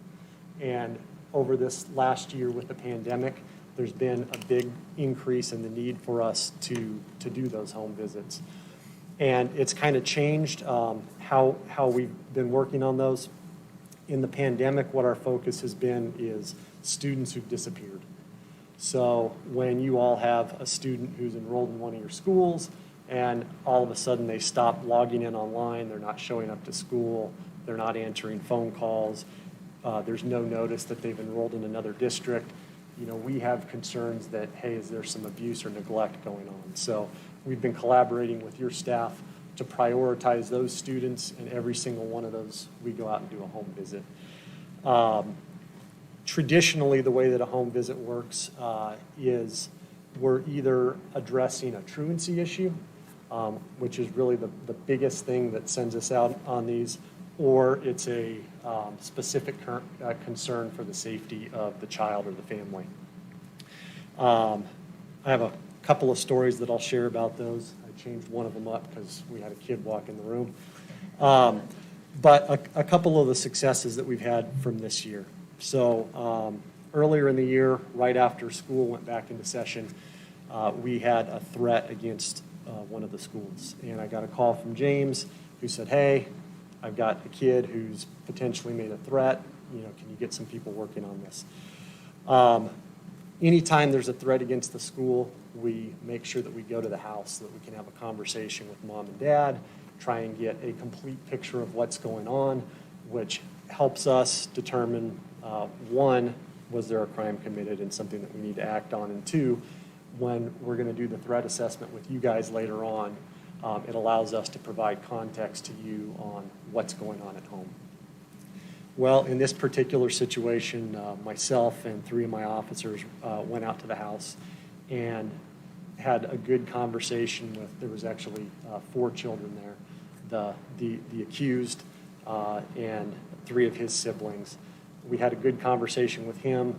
He called his mom. She left work and came home to talk to us. And at the end of that, we determined that there was not an actual threat to the school, that this child had committed a couple of crimes, but that there was no actual safety threat, and we were able to provide you context with that. But when we went into the house to see what was going on inside there, what we discovered was that this family was really struggling. There was no furniture in the house. There was some inflatable mattresses on the kids' floors. Mom and dad had let the kids have the air mattresses to try and get a good night's sleep before school. Both of them were working full-time. At the time of this contact, Dad was, he was an over-the-road trucker, so he was actually in Nevada, which left Mom to deal with everything. Mom was a nurse. But this family was doing everything right. They just needed some help. And so one of our officers, Alvin Pease, he worked with your counseling group at that school, and they actually found an outside resource called Sleep in Heavenly Peace. This group actually builds beds.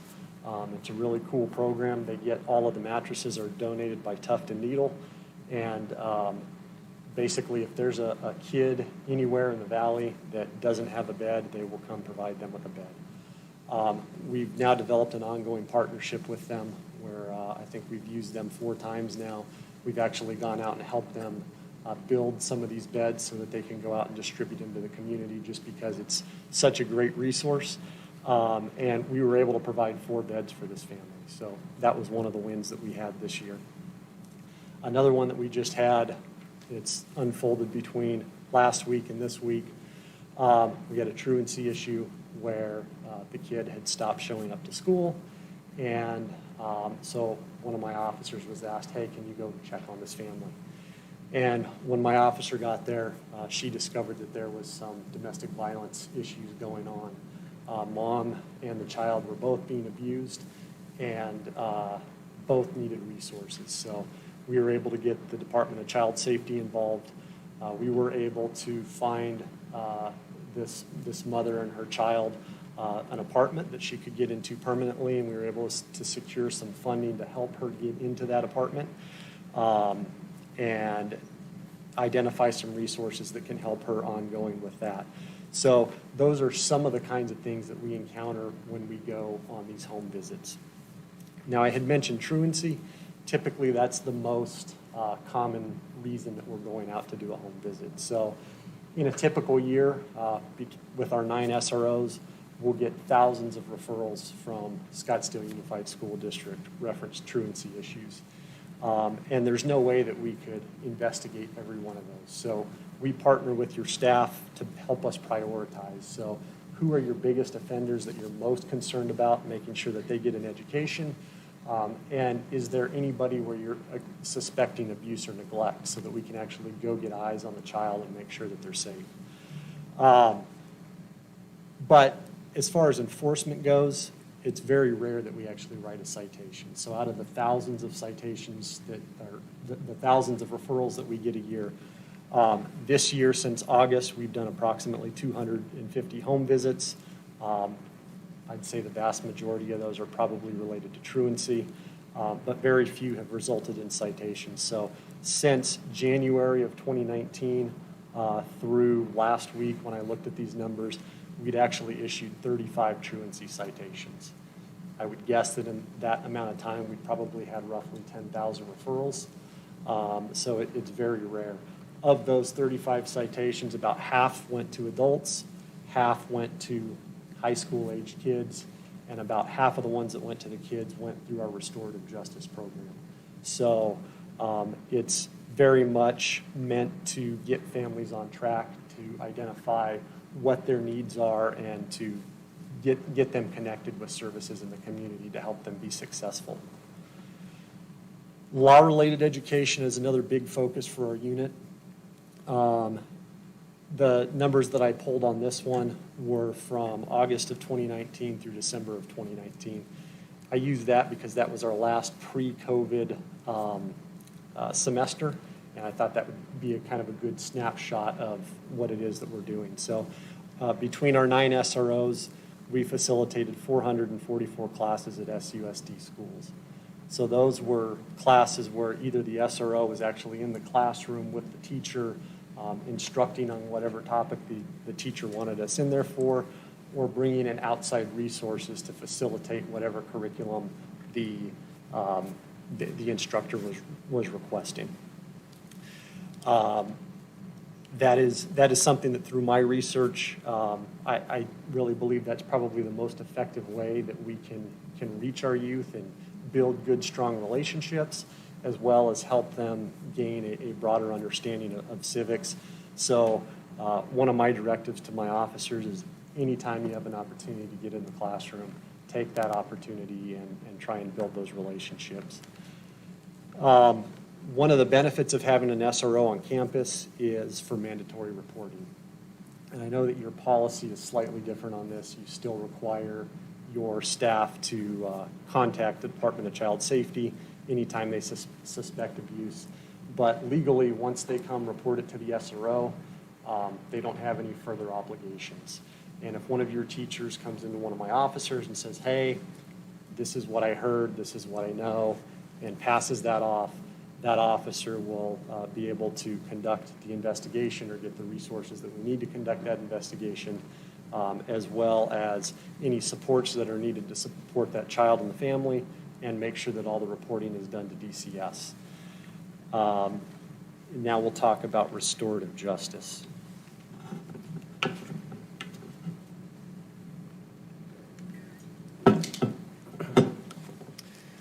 So our restorative justice program kind of began as an idea in 2015 when members of our unit were looking around at what other services could we provide to the youth in our community. How can we help our kids be successful?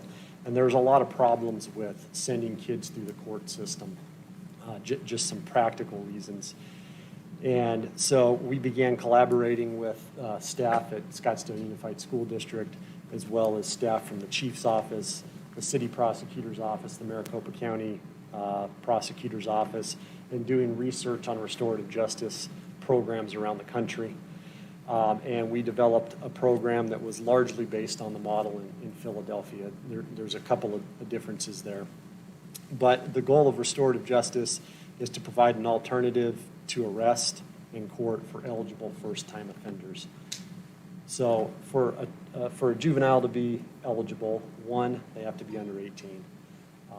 2, there's only certain categories of crimes that we're allowed to send through restorative justice. So any sort of violent felony is not eligible. But things such as misdemeanor assaults or shoplifts or minor drug crimes can all be put through restorative justice. The other caveat is that we do respect the rights of the victim. So for example, if we have a student who assaults somebody, we have to get consent from that victim to send that student through the restorative justice program. The delinquent student as well as their parents also have to consent to it. So if any one of those 3 parties doesn't want to participate, then we can't make this happen. But the vast majority of juvenile cases that are coming through us that are eligible for restorative justice are going through. Last year, I'm sorry, this was since, I believe this was the averages since 2017. We average 121 referrals per year through restorative justice. On average, 117 of those juveniles successfully complete the program. And as far as the number of kids that we have going through there, every morning our restorative justice work group gets a report from the day before about any child that was either referred to restorative justice or was charged with another crime without going through restorative justice. And I review every single one of those reports, and our officers do a very good job, even outside of the school resource unit, in making sure that if our youth are eligible to go through and the victims are willing to allow them to go through, that we're sending them through this program. The top charges that we're looking at, the one that you'll see popping up again and again, minor in possession of tobacco, vaping or paraphernalia, most of those are occurring on our campuses. I'm sure you guys have seen that has been an ongoing problem in the district for several years. But our officers off campus are also using this program. Most of our shoplifts, most of our stores in the mall, and most of our stores throughout the city have already agreed to go through restorative justice before we even get called to before we even get called to a crime in progress. So we already have that agreement in place. With that, Chief, is there anything you want to add on any of this? We can pause for questions for us. Okay. Would board members like to ask questions about what has been presented so far, or would you prefer to finish the presentation and then ask questions? Finish? Sure. We can go ahead and finish the presentation then and follow up with questions after. Thank you. Thank you, Sergeant Haynes. In terms of our Phoenix PD partnership, similar to what Scottsdale Police Department does, Phoenix also does home visits with only 2 officers versus the 9 that we have. You can see that there's a substantial amount of decrease in the home visits that occur. Similarly, they begin with perhaps concerns for truancy or welfare checks, and it is the same philosophy in terms of providing the family with some resources, versus going out there and policing. So that prevention piece, the resource piece, is very important to both of the departments. Law-related education is done a little bit differently with the Phoenix Police Department. They actually have a program, a wake-up program that's targeted toward elementary and middle schools, and those occur during our breaks. So summer break, fall break, spring break, winter break. And so some of our students do participate in that program. And again, as with the Scottsdale Police Department, we do have the option of reporting directly to the police department, who can immediately begin that investigation and call in resources, versus having to file a report and perhaps wait some time. So it's that immediacy in which we all hope for when we're trying to get our students help. I don't know why I keep reaching down there. In terms of costs, like I mentioned, we have 2 intergovernmental agreements with both of the departments. Scottsdale Police Department, I put the last few years and going into next year. SUSD is responsible for 80% of the officers' costs, and that's our 9 SROs, and 72% of the sergeant's costs. As mentioned earlier, with the 9 SROs in Scottsdale, 5 of them are physically located on our high school campuses. And the other 4, while their offices are at our middle school campuses, they also service their feeder elementary schools as well. And so they're very much all over their learning community. In terms of Phoenix Police Department, we pay for 2 officers, and our split is 75%, and you can see the respective totals there. I don't know why I keep reaching down to keep this, should lock it. In terms of next steps, we have been talking about refinement and collaboration with crisis response training. The police department does have their own crisis response training, and so does SUSD. The commonality between them is really the piece of de-escalation and being able to provide the resources that the police department has, as well as our additional partnerships. Comprehensive threat assessment training. The model that we use is out of from Dr. Cornell on the heels of Columbine, based on some research done by the U.S. Department of Education and the Secret Service.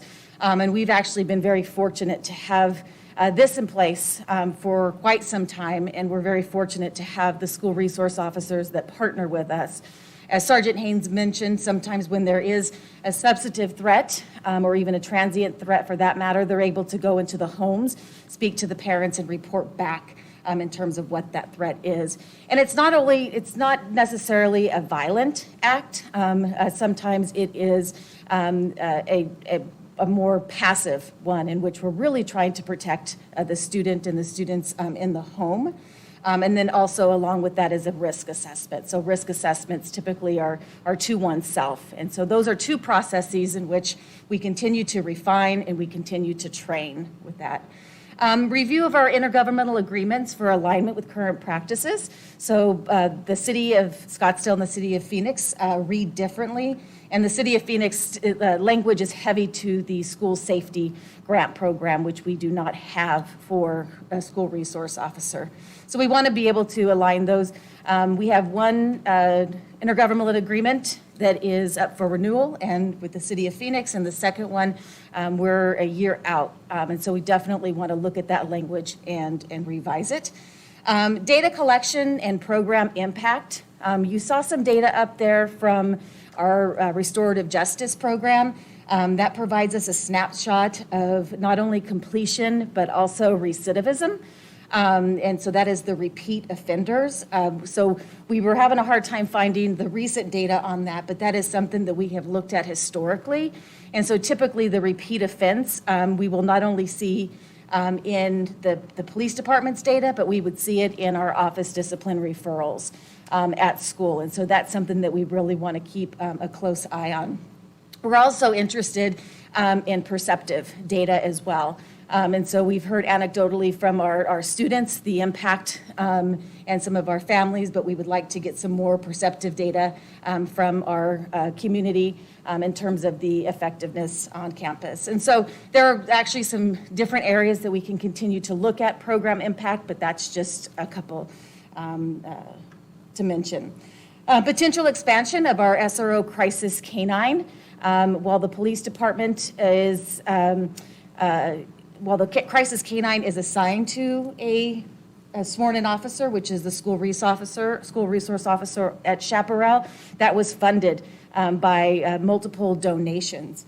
And so we've seen a great impact on the de-escalation of students in crisis at Chaparral, and then also the other campuses in which the Crisis K-9 travels. This is a second Crisis K-9 for the Scottsdale Police Department. The other one works for PCIS, and his name is Chase. And of course, you've met Rocket, who decided to jump up on the podium and present himself a couple of weeks ago. And then the last one here is review of the Be Smart initiative. So when our officers go out to homes for welfare visits, they talk to families about any risks in the home, and that would be anything in terms of any accessible weapons. And so while Be Smart is not necessarily a Scottsdale Police Department program, it does accomplish the same thing in terms of that gun awareness and being able to lock up firearms or weapons that a family may have at home for a variety of reasons, including perhaps hunting. So that is something else we want to look at. So with that, we have a great team here tonight that can answer any questions. Thank you. Are there any board member questions or comments? Board Member Hart-Wells. Yes. First of all, thank you for being here, both of you. Dr. Sakos, thank you for the presentation. And Mr. Dorr, I know you were contributing to this presentation substantively. Thank you. I do have a couple of general questions, and I think maybe our SROs or perhaps our newly minted chief of police could comment. How often, I'm sure you use the Arizona Youth Survey data, how often do you take advantage of that information to re-review kind of your crisis de-escalation practices for students and update your training for the SRO and the SRO program? How's that data made use, I guess? So as far as the specific data, I don't know if the chief would like to comment on that, but every year we attend multiple conferences. All of our SROs go to multiple conferences, and we're looking at best practices occurring around the country, as well as lessons that have been learned from incidents the prior year. As Dr. Sakos had mentioned earlier, all of our officers are crisis intervention trained. That's something that our department has really focused on, trying to get every officer on the street through that training, but it's a requirement for our SROs, and they do get updated training on that as well on usually a yearly basis. So those are some of the things that we're doing to stay up to date on that. Okay.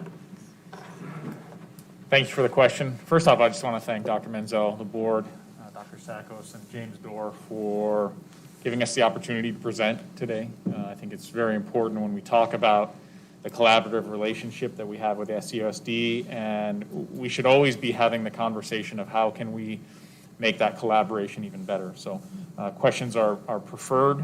Difficult questions are preferred even more. So I just want to thank you for that. So let's talk about de-escalation and how we look at de-escalation as an organization. And if you see, I think there's a lot of discussion in the national narrative about de-escalation in police officers, and obviously that coincides very well with de-escalation in a school environment. So we look at our SROs the way we look at all of our officers, and we have been in the de-escalation game for the almost 27 years that I've been in public safety. Okay, you get de-escalation from the beginning in the academy, but we have ramped that up over the last 5 years and really over the last year in terms of how often we're giving formal training to our officers related to de-escalation. In fact, we're getting ready probably tomorrow the next day to kick out a new CB2 computer-based training that goes out to all of our briefings, all of our officers, and not just all of our officers, but all of our professional staff as well, related to de-escalation, but real on-body camera footage of our officers doing the right thing and how they're doing those things. And so real-world examples involving our officers about de-escalation. So de-escalation and duty to intervene are two things that we spend a lot of time talking about that are directly related to the school system. So we're constantly looking at data, specific data in terms of our arrests, our calls for service, our confrontations in the street, and how we can better ourselves and how we respond with de-escalation, professionalism, and that duty to intervene. So that applies across the board of the school. So the 9 SROs that we have and the sergeant all receive that same training and then apply that training into the school environment. Okay, thank you.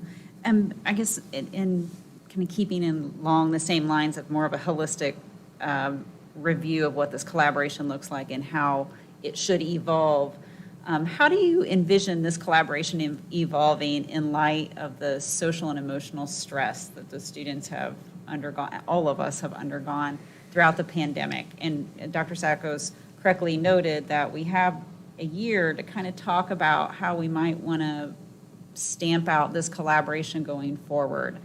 And we do have some new challenges as a result of the fact pattern we've all been living in.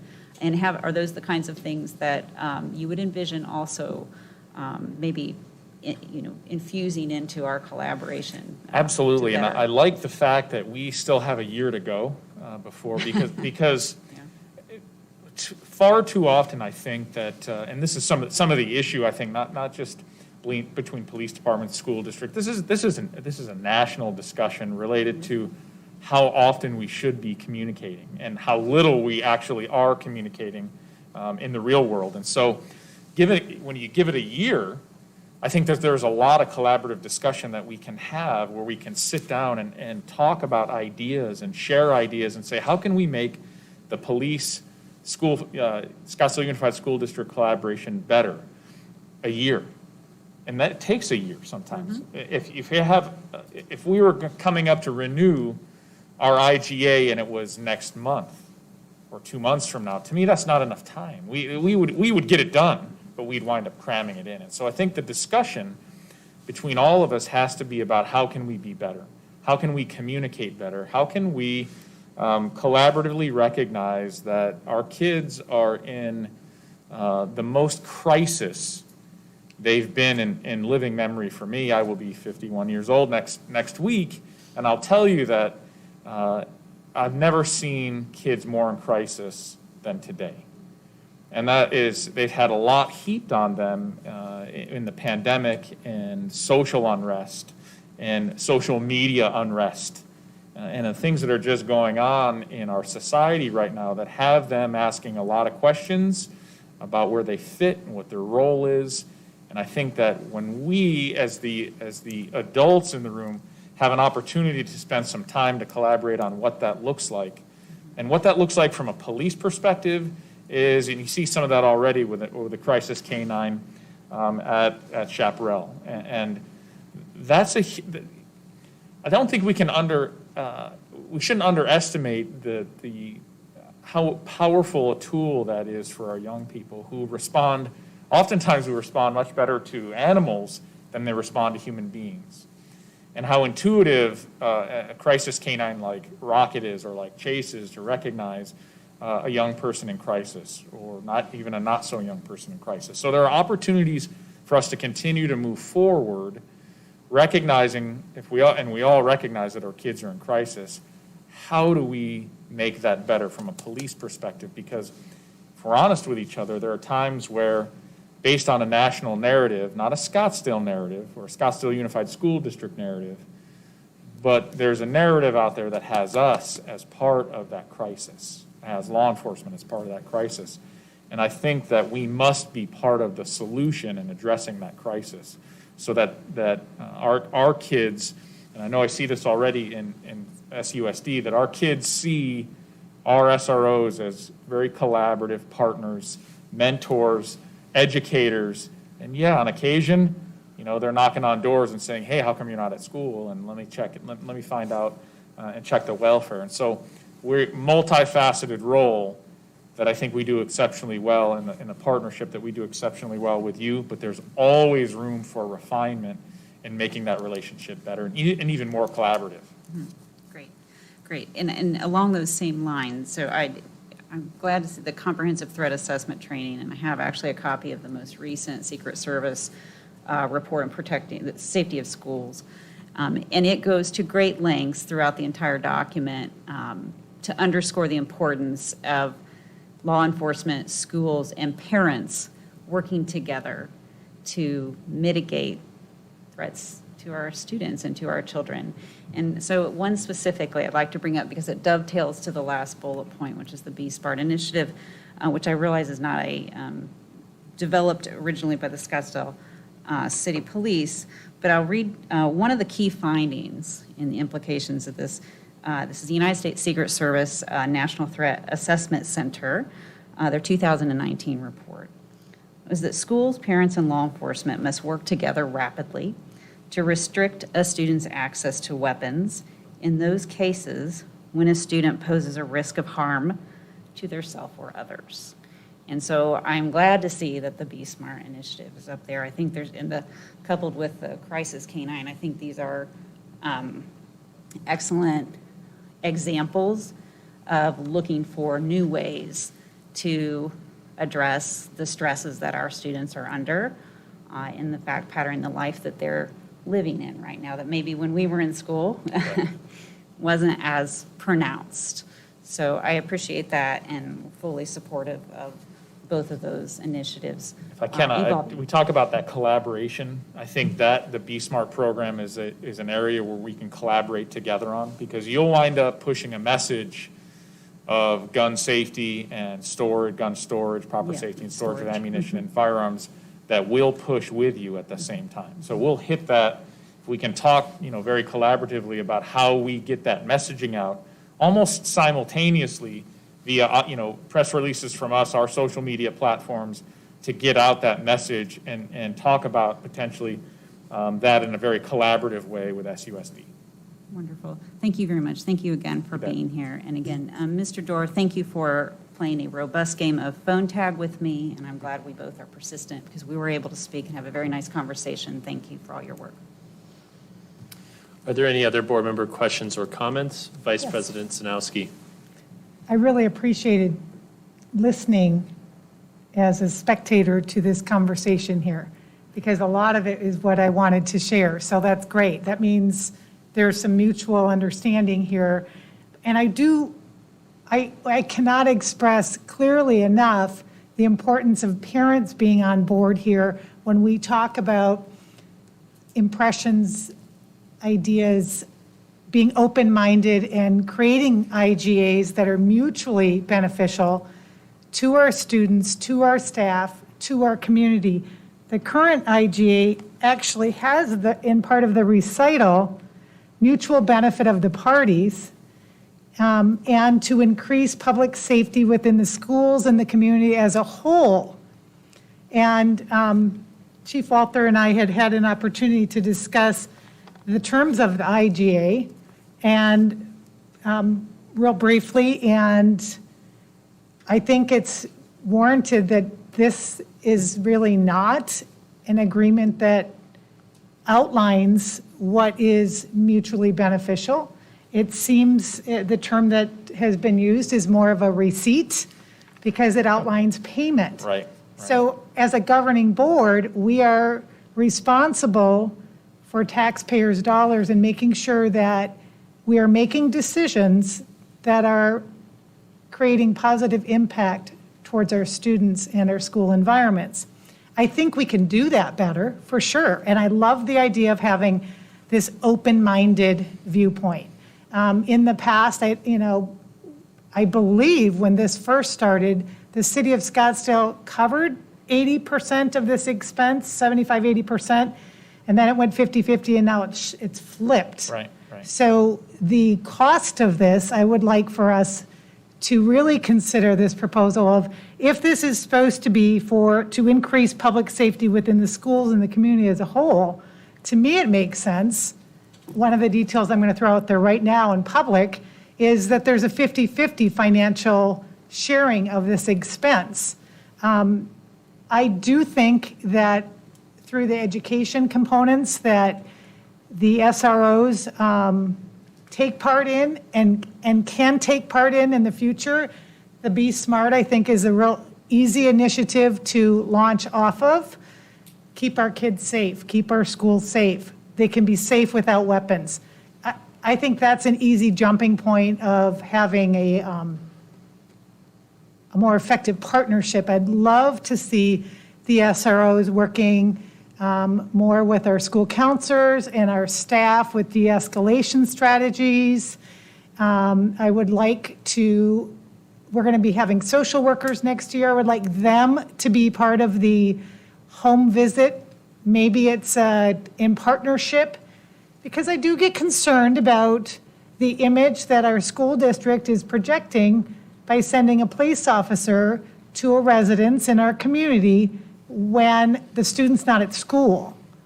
I think it somewhat criminalizes them rather than saying, we really want you at school because this is better for your future than staying at home.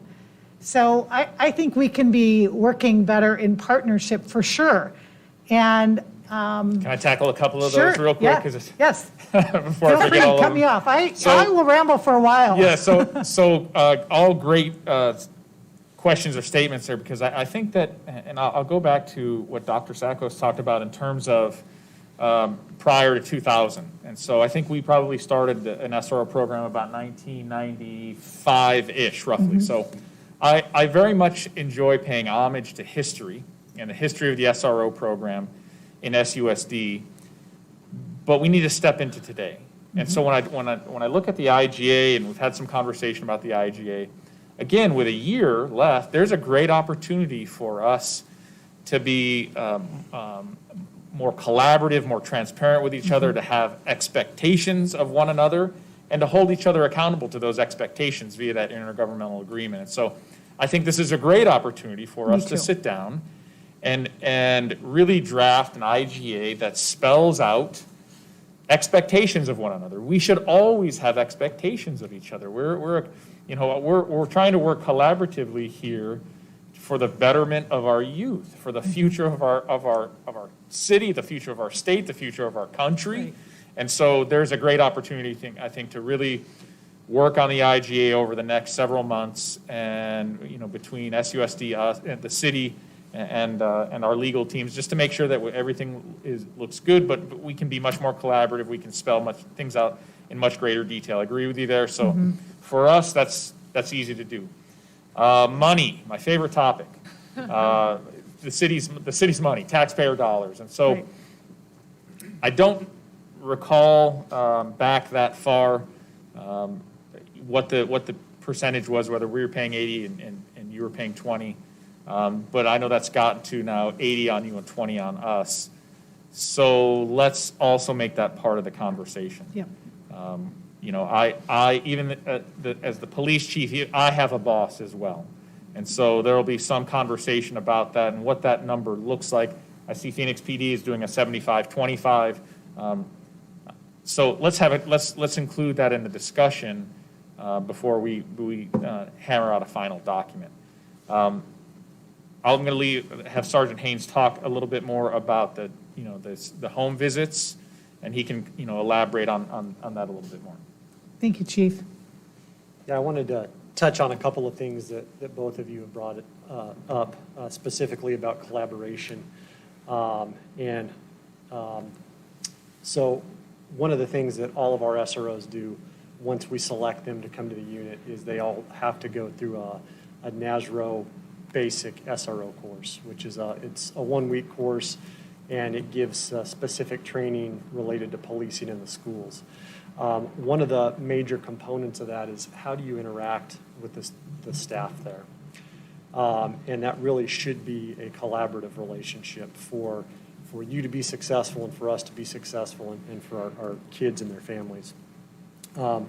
After that, once they come to our unit, we have a 2-month field training program where our new SRO is partnered up or basically supervised by an experienced SRO who's designated as a field trainer. And really one of the main topics is how do we collaborate with the school staff and how do we do that to de-escalate things that are occurring on campus. And, in our line of work, pre-planning is very important. So before we ever go to an emergency call of an armed robbery kicking out, we have a basic strategy of how we're going to handle that situation so that we don't make it worse, so that we can ensure public safety, so that we can do a good investigation. And we have some of those same strategies that are school specific. I know we've all seen a lot of nasty incidents online of things that have happened in schools. And a lot of those, I believe, are due to lack of preparation. And I don't believe that our Scottsdale SROs would be caught flat-footed like that. The expectation is that our officers are meeting with their principals, their vice principals, their counselors to talk about strategies on how we're going to handle things. One of the ongoing issues that comes up every year, probably every week, is when you all are dealing with a kid who maybe is suspended or is about to be suspended and doesn't want to leave campus. And a lot of those videos that we've seen going around the internet are from situations that have started like that. So some of the things that we do to de-escalate that is we work with the staff to isolate that student. So if this were the classroom and the student were acting out, the first thing that we would want to do is get responsible adults in there, get everybody else out of the class except for this student. Taking away their audience will a lot of times de-escalate them. That's just one of the strategies that we use. Our crisis intervention training and crisis negotiation, we actually have 3 crisis negotiators on our squad, which are actually trained by the FBI to negotiate in high-stakes situations. Begin a negotiation process with this student and try and get them to comply with what we need them to do. But we also have a pre-plan with the staff where the staff now knows how we can basically protect everybody legally. So making that student understand that at some point their behavior becomes criminal. If you're not listening to the principal, we've already displaced a classroom, and the principal tells you, hey, at this point you're suspended. The only place you can legally be now is in the principal's office, waiting for mom and dad to come pick you up or whatever that the end scenario is going to be. So we pre-plan these out with the staff so that we can prevent things from escalating. And I know that in my time here, I've been involved heavily with the SROs now for almost 10 years. We haven't had one of those issues snowball and escalate, and we deal with them on almost a weekly basis. So that's part of the collaboration that we have. We also do collaborate very heavily with our counseling staff. In fact, the story that I was going to share that I'm not going to share tonight was Robin Stieglitz and Joyce Sawyer bringing a student issue to me, and we were able to intervene and save the student's life. But we do have a close collaboration with our counseling staff. That's something that's expected of all of our SROs. And that really is part of that pre-training that we do. And the last thing that I'll hit is with home visits. A lot of times we do have school staff, whether it's the principal or one of the counselors that goes out with us. It depends on what the school administration wants as well as the circumstances of whatever we're dealing with. So on a school threat, that's not something where we would bring an administrator with us just because of the potential safety threat to them. But on a lot of our home visits for truancy or where we're suspecting neglect, our administrators will accompany us on those calls. Good. Thank you. Board Member Beckman. I'll be short. I know you guys, it's been a long night for all of you. Wanted to thank you for everything you do and for being out here tonight. I appreciate that you recognize that our world is changing, and with it, our students are changing. The high school kids of today are facing very different issues than the high school kids of 10 years ago. Having said that, I have two. Mine went through Mojave, and they're at Saguaro right now. And I appreciate you touching on all of this because we have had an incredible relationship with our SROs as we've moved through our school district, including a couple that are in this room right now. In fact, we had almost a life-changing incident that if the SRO had not stepped in, there'd be a very different circumstance in my family. So I just want to say thank you for everything that you do for our kids. Appreciate that. Thank you very much. Board Member Hart-Wells. I don't have a question. I'm going to share some praise that was sent to me by one of your colleagues for you, and I thought I would end on this. This was one of your a fellow law enforcement officers. As a law enforcement officer, I can attest that part of my decision to pursue this noble profession was because of the SROs in my schools and the example that they set. So thank you. That's great. That's awesome. Board Member Lindsay. I just want to say thank you to you guys and to all our SROs. I feel better knowing that you guys are on our campuses. It's always funny when we drop my daughter off at school. Sometimes the officer will be there high-fiving the kids through the gate, shooting hoops on the basketball court. So that means a lot to the kids. So thank you for all of that. I spent the last couple days talking to principals, and it was great to hear from our secondary principals how much our SROs mean to them and how much they take off their plate. So just very appreciative. Love hearing that. That's terrific. Thank you. Well, I will join in thanking you all for coming out here tonight and also for serving our district and our community. I appreciate you touching on the national issues as well as the local ones, because I think, the elephant in the room are the events of the past year, but also the events that minority populations have been experiencing for decades. And that's not just in relation to police, but in relation to all sorts of institutions in our country, and even SUSD itself deals with issues of race and other xenophobia, anti-Semitism, all sorts of issues in our schools ourselves. So it's certainly not unique, and addressing that, finding that balance between what is appropriate in this day and age in relation to our students and making sure that they feel safe and comfortable, but also making sure that we have law enforcement and those great partnerships like the community policing that you've presented tonight that really make us as parents and as community members feel safe, sending our children to school, being in school. I went to Pardes Jewish Day School. I was there on 9/11. We had police officers, SRO officers there because it's a Jewish school, and those can be targets for all sorts of anti-Semitic events. Every school I went to, I've always had SROs on campus, and they've always been very helpful. They've always made an effort to work and communicate with students, build those relationships of trust.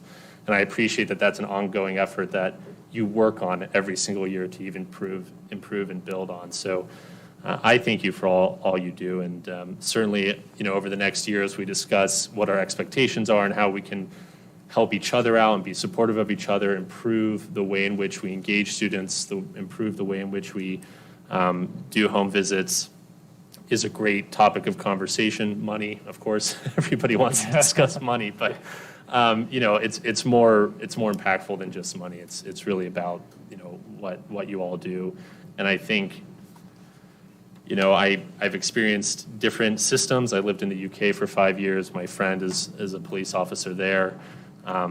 And it's difficult, the whole policing discussion, because when you do home visits, having a member of staff there is a great thing. But, or having a social worker there is a great thing. But you often also need to have a police officer or somebody there present in case that situation escalates and it becomes dangerous for that member of staff, or it becomes dangerous for a social worker. So I think, that's why we all have to work together as a team. And, it's not about one part, but it's about that teamwork. So thank you very much. Are there any final questions or comments?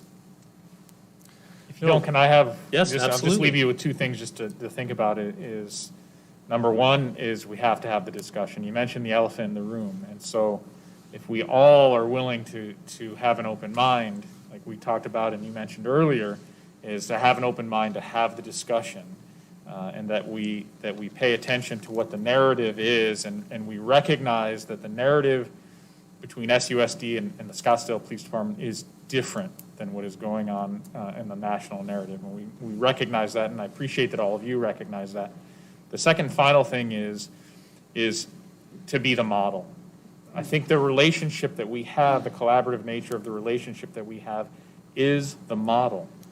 And there's always room to improve the model, but to improve the model, we have to communicate, we have to be more collaborative, and I think we are that model together. And so I look forward to having the conversation and tweaking things a little bit and putting more meat into the IGA and having those conversations, because we can only get better and we can only really increase the greatness of the model and the relationship that we have with each other. So I very much appreciate your time. Thank you. Thank you. Thank you, and I did a brief introduction of our police officer guests at the beginning of the presentation, and I'd be remiss if I did not mention our resource officer, back in the back of the room, Officer Steele. Who I have a lot of stories to tell, and his connections with kids are remarkable, and I think some of the parents have experienced that. But thank you for giving us the time. Thank you. The board will now move to agenda item 9, consent agenda. The chair moves to approve the consent agenda as presented. Is there a second? Second. Board Member Hartwell seconds. It is moved and seconded that the board approve the consent agenda as presented. Is there any discussion or debate? All those in favor say aye. Aye. Aye. The motion carries 5-0, and the consent agenda is approved. I will now turn this over to Dr. Menzel for brief comments. Yes, thank you, President Greenberg. I would like to take this opportunity to introduce to the governing board Lori Bird, who is and will be our new general counsel, starting with us on June 21st as a result of the action you just approved. Okay. Lori, if you'd like to say a few words. I have no prepared remarks. I'm just looking forward to working with everyone and improving the outcomes for all of the students in SUSD. So I'll see you all in June. Welcome. Thank you. Thank you. The board will now move to agenda item 10, action items. 10A, approval of expanded use of FastBridge by Illuminate to 4th and 5th grades as an academic and SEL screener, and to grades 6th through 12th grade as an SEL screener for SUSD beginning summer 2021. Dr. Menzel. Dr. Guerin, I'm looking to see.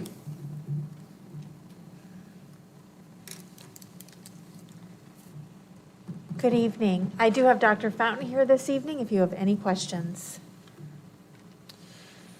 Thank you. Are there any board member questions or comments about the expansion of FastBridge? We just, for our 3 new board members, we did have a lengthy board meeting last year. When was that?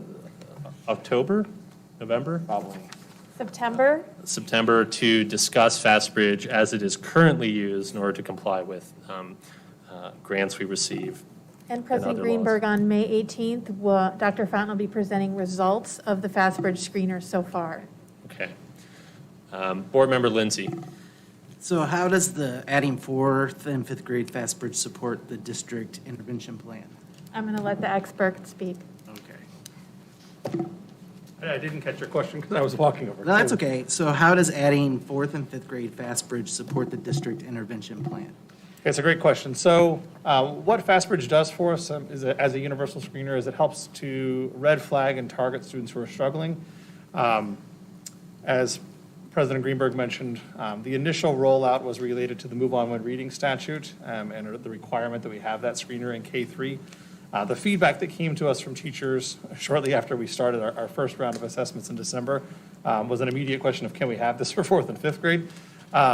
And so it relates to that same process of being able to help us target students and really get specific on what interventions they need, particularly in ELA is where we're at right now. We've started to begin the process of utilizing it in math, and that'll be a future rollout. We're also, if I could just jump in, we're going to use it for the summer acceleration programs for K-5 to assess growth. Now, does the FastBridge conflict at all with iReady? Because I know some of the elementary schools are using iReady, and I know the math was vetted, went through the committee process, but the ELA wasn't. So does that, do they conflict at all? So iReady does not conflict. Okay. And so we have iReady in 6th through 8th grade in all our middle schools in math. Some are using it for English language arts as well, and now elementary is very interested. That is, the FastBridge is a screener to identify need. It does dip into some what to do next, but iReady, how we're using that is an actual intervention program. So it targets a student's needs and then creates programming through the computer that helps them close the gap, and then it is intuitive and it moves them forward when they're ready to do so. So how many tests will students be required to take that are district mandatory assessments? So I may have Dr. Bachna in the cloud, but we have just started an assessment committee, and yes, it is on the committee hub, and it is a timeline because we can't keep adding assessments without taking some away. And so we're getting some feedback about the benchmark assessments and are they really used to drive instruction. So she's getting a stakeholder group together to examine that and the testing timeline and the tests we give. The other thing is we are working right now on a process to adopt and implement a data dashboard. And that data dashboard will also be inclusive with stakeholders as we design it. So when a teacher or a principal or an administrator has a view, what pieces of data can be pulled in to create a picture, a whole picture of a student, instead of having to go trying to find these pieces of data. You think an intervention isn't working, and then you realize that the student's been absent and hasn't even gotten the intervention. So putting of the pieces of the puzzle together. So we understand that as we're getting better as the technology and program becomes available, we just can't keep adding to the plate. So we're going to hear from our teachers and our principals about what is working and what we can remove and what we want to add. So with the SEL portion, when I was spending the last couple days getting feedback on SROs, the SEL came up and the principals that I talked to didn't know anything about it. And there's been a lot of concerns raised over that and the process, the collaboration, transparency. Can you speak to any of that? Absolutely, Okay. and I would want to turn that over to, I think Shannon Cron is in the cloud and Dr. Sakos regarding what the SEL tool will do for us. We're going to use that in the summer as well, so. Okay. Out of the cloud. Shannon Cron is so magical. She's come down from the cloud. Descended.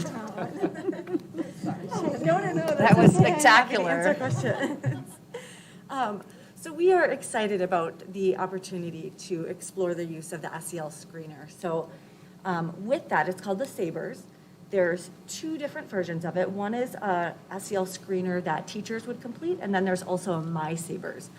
So it's a self-report for students grades 3 through 12. It can be used as both an individual screening tool, so perhaps when students are coming to an IPT process, for example, you know, we're using different pieces of data to look at what is going on with that student, what sort of interventions might be most meaningful. That would be, you know, one way that we could use it.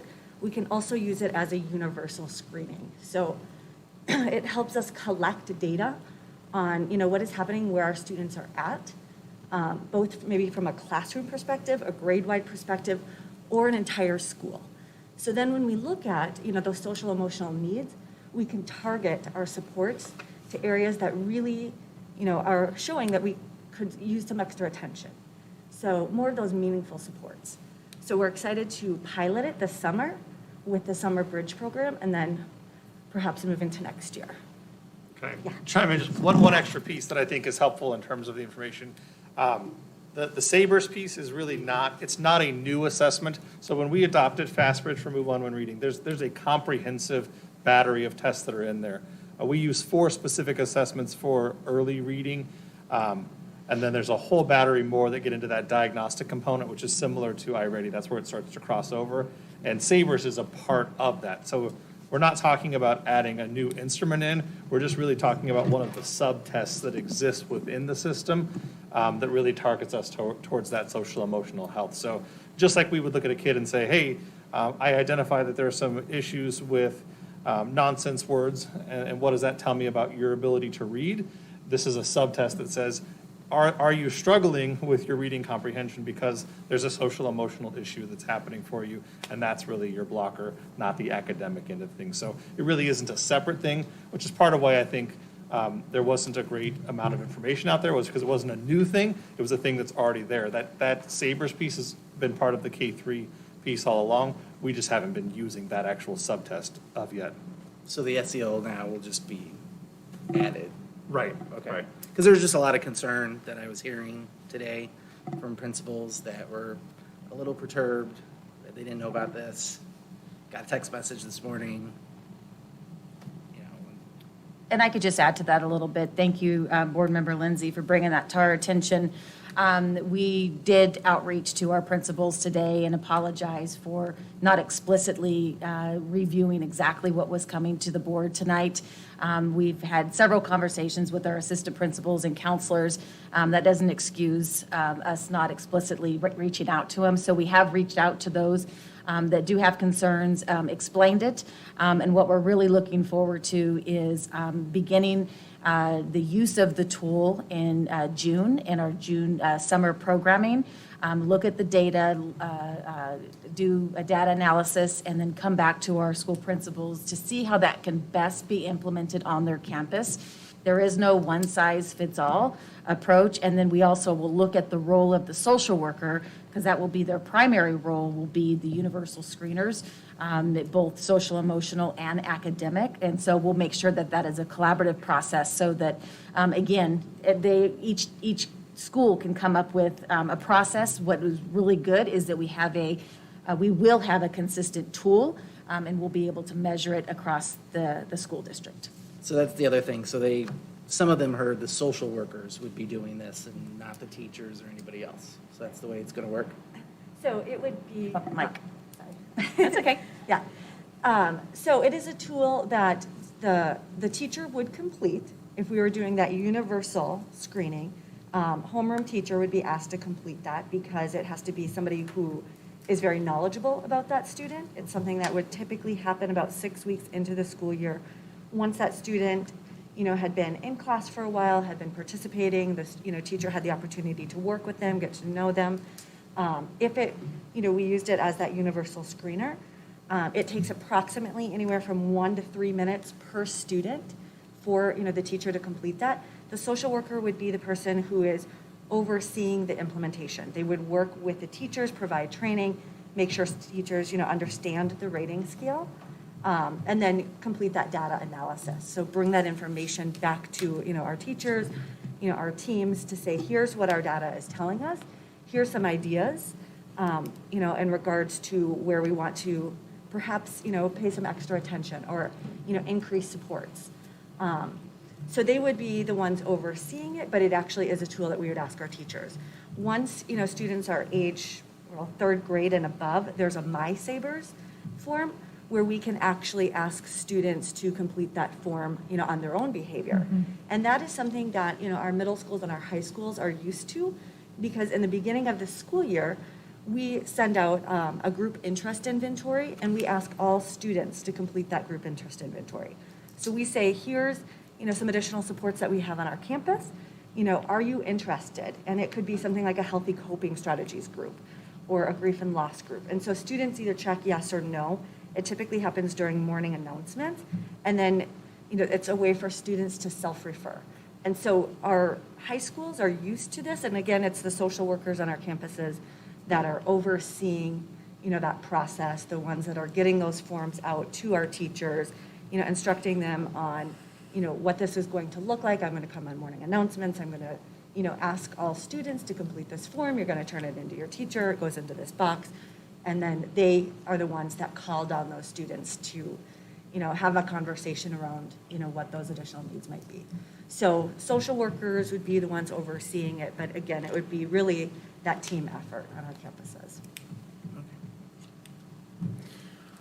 Are there any other board member questions or comments? Yes. Vice President Sanowski? Dr. Sakos, I'd like to thank you for owning the issue of communication here and seeing it as an opportunity for us to improve our processes.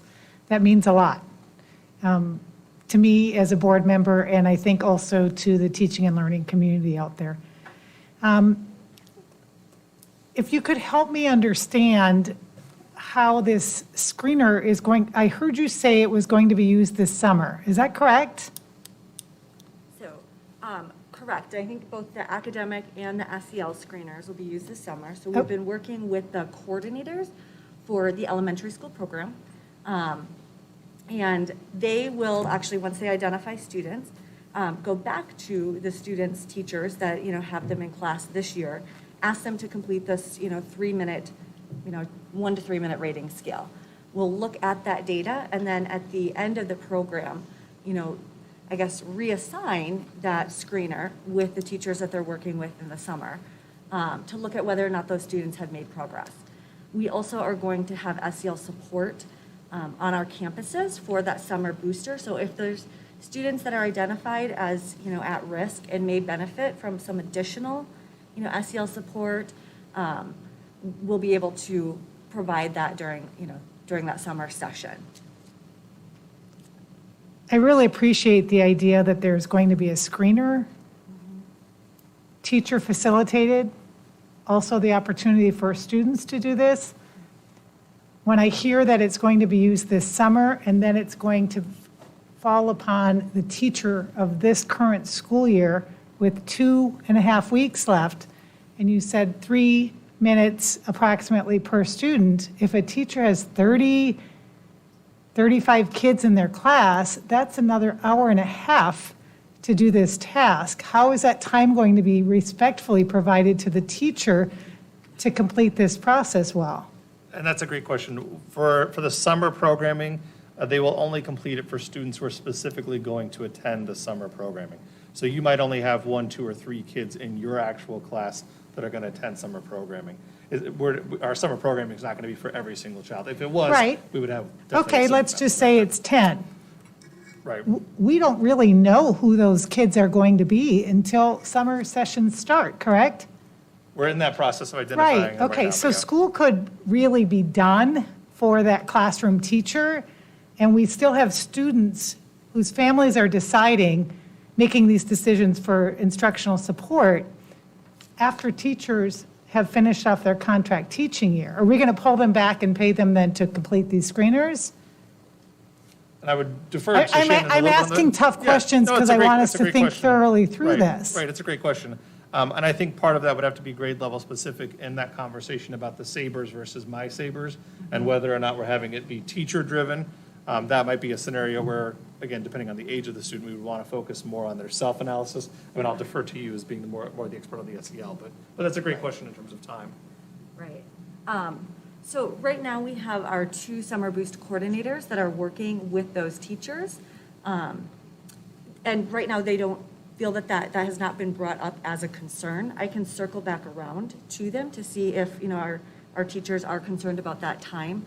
I think we have approximately 500 students, across the district that may be attending that summer programming. So they've been reaching out, talking to those teachers, notifying them, about the different programs that would be available this summer or the curriculum that would be available. They have talked to them. about that SEL screening, and that has not been brought up as a concern, but that's not to say it's not a concern. So it's a really good question. And maybe since this is being presented here tonight, there hasn't been time to really think about what that means to the classroom teacher of these students who will be attending the summer sessions. Right. Right, so that is a great question. We have a meeting on Thursday, and I can bring that back to the group to have that conversation. Yes, we have room to improve in thinking forward and planning out what we're asking our staff to do and our families to do, yes. Thank you.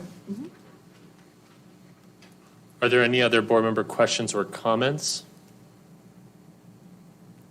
Well, I appreciate Board Member Lindsay's questions and Vice President Sanowski's questions, and I agree with Vice President Sanowski that ownership of any challenges or issues is, again, the culture that we're trying to foster here, because we're always trying to find ways to improve, and we all have ways that we can improve what we do every single day, me included. So that's the culture that we're going for. I would say that I don't personally have an issue approving this proposal tonight, because it is the recommended proposal, but I do think that in general, the process of how we got here tonight, as it's unfolded today, has suggested again at that kind of top-down leadership that we're trying to change culturally, that we're trying to incorporate, more voices and make it clear.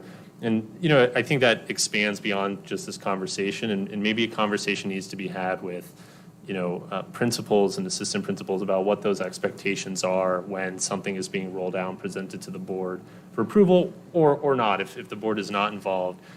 Because certainly, this will impact the sites, because we're talking about, even if it is led by the social workers that we're hiring, this is the students on the campus. This is about helping them directly. And I think our principals in general would like to know, what's planned or what is being proposed to impact their students. But, that isn't really for me to decide. I think that conversation needs to happen between, the administration and our principals and our teachers about what those expectations are in terms of these types of plans and all proposals that come before us. I think the concern is that it comes off as rushed. That at the end of the day, FastBridge could be, and this whole proposal could be the best thing for our students. That's not really the question. I think the process matters as much as the end result, because, people get nervous, and I trust Board Member Lindsay if people go, what's going on? I heard about this. Can you explain it more? And we don't have answers because we're being presented it, of course, but to receive those at the last minute, I think is disconcerting. So, I trust that the tool itself is a great tool. I trust that that's been vetted by your team properly. I wish that the process to get to this point would have been different, and I'm sure, no doubt, that we're going to take these takeaways and improve the system moving forward, so that we don't have this kind of bottleneck again, and these concerns don't kind of bubble up. But insofar as the tool is concerned, we do already use it for the academic portion. I think expanding it makes sense. I hope that the teachers who have come to you asking to expand it to 4th and 5th grade is a substantive body, that we're not just doing something because 2 teachers came forward and said, they would really like this, even if it would be great for all staff. So, drilling down into those points in the future would be helpful. But I think Board Members Lindsay and Vice President Sanowski have asked, and Board Member Hartwell's in the email questions she sent, I think she's covered. I think all 3 of them have covered a lot of the points the questions that I had myself. Just to assure you, sorry, I don't mean to cut you off there. No, it's fine. Beyond teachers, in terms of the academic component, through Dr. Hagi, that was run through the principals. There was an interest form they filled out. That's gone on over the last 4 weeks or so. So it wasn't just a couple of teachers reaching out. That was run through principals for side interest for them to work with their staff as well. Okay, I appreciate that clarification. Board Member Hartwell's and then Vice President Sanowski. I simply wanted to say thank you for getting my responses to my questions in advance. Thank you. Vice President Sinowski. Quick question. Since we are expanding the use of this device, is that an added expense to our district? Correct. So there would be a licensure expense for adding the 4th and 5th grade. Normally, it's a package deal. Normally, it's the math, the ELA, and the social emotional that all go together. Over the course of the last few months and having conversations with Fastbridge and having an interest in the SEL, because we are already using it in the elementary grades, they did agree to and partnered with us to break out that cost to just charge us for the SEL. So normally it's $7 and some change for the whole package. And Per student? Right, it's a per student expense. And it's $3 to just do the social emotional piece for the 6 through 12 students. Thank you for working on that. Are there any other board member questions or comments at this time? Are there any motions? The chair moves to approve action item 10A, approval of expanded use of Fastbridge by Illuminate to 4th and 5th grades as an academic and SEL screener, and to grades 6th through 12th grade as an SEL screener for SUSD beginning summer 2021. Is there a second to the motion? Second. Board Member Beckman seconds. It is moved and seconded to approve action item 10A as presented and read. Is there any further debate or discussion? Dr. Menzel, any further comments? All those in favor say aye. Aye. All opposed say nay. Nay. One nay. Vice President Sinowski votes no. The motion carries 4-1. The board will now move to action item 10B, bond planning projects to Vaughn and Pueblo Elementary Schools. Dr. Menzel. Thank you, President Greenberg. The Finance and Facilities Committee had a preliminary conversation about these two projects in particular as we're getting close to the end of the 2016 bond effort. And tonight we have Mr. Dennis Rayler here to give us a brief overview of where we're at as we seek board approval to proceed. Good evening, President Greenberg, Vice President Sinowski, members of the board, Dr. Menzel. As usual, you guys are saving the best for last. I'm before you today to recommend that we start the process for Vaughn Elementary School and its school environment project, and Pueblo Elementary for its remodel and or rebuild process. We are really anxious to get these last big ones into the hopper. We've been meeting with Chase building team and McCarthy talking about construction escalation, effects of COVID, truck driver delivery, Suez Canal problems, and there is an impact. And so now's the time. We don't see in our crystal ball that things are going to get any cheaper. And so we'd like to move forward with that visioning process. I had a brief meeting with Principal Hummond and Principal Ballard, and we've already nailed down our first visioning committee dates. And so we would like to get those started. We're going to start that first one without an architect. Because the timing for our architects is a little bit off. Architects got new contracts with Mojave Educational Services effective Thursday. So we still have to go through our screening process to get them on board, but we'd like to onboard them in June before you guys go to break for summer. So I anticipate having a brief visioning meeting with their new teams the week of the 17th of May. I know it's just the week before school's out, but I'd like to get people excited about the prospect.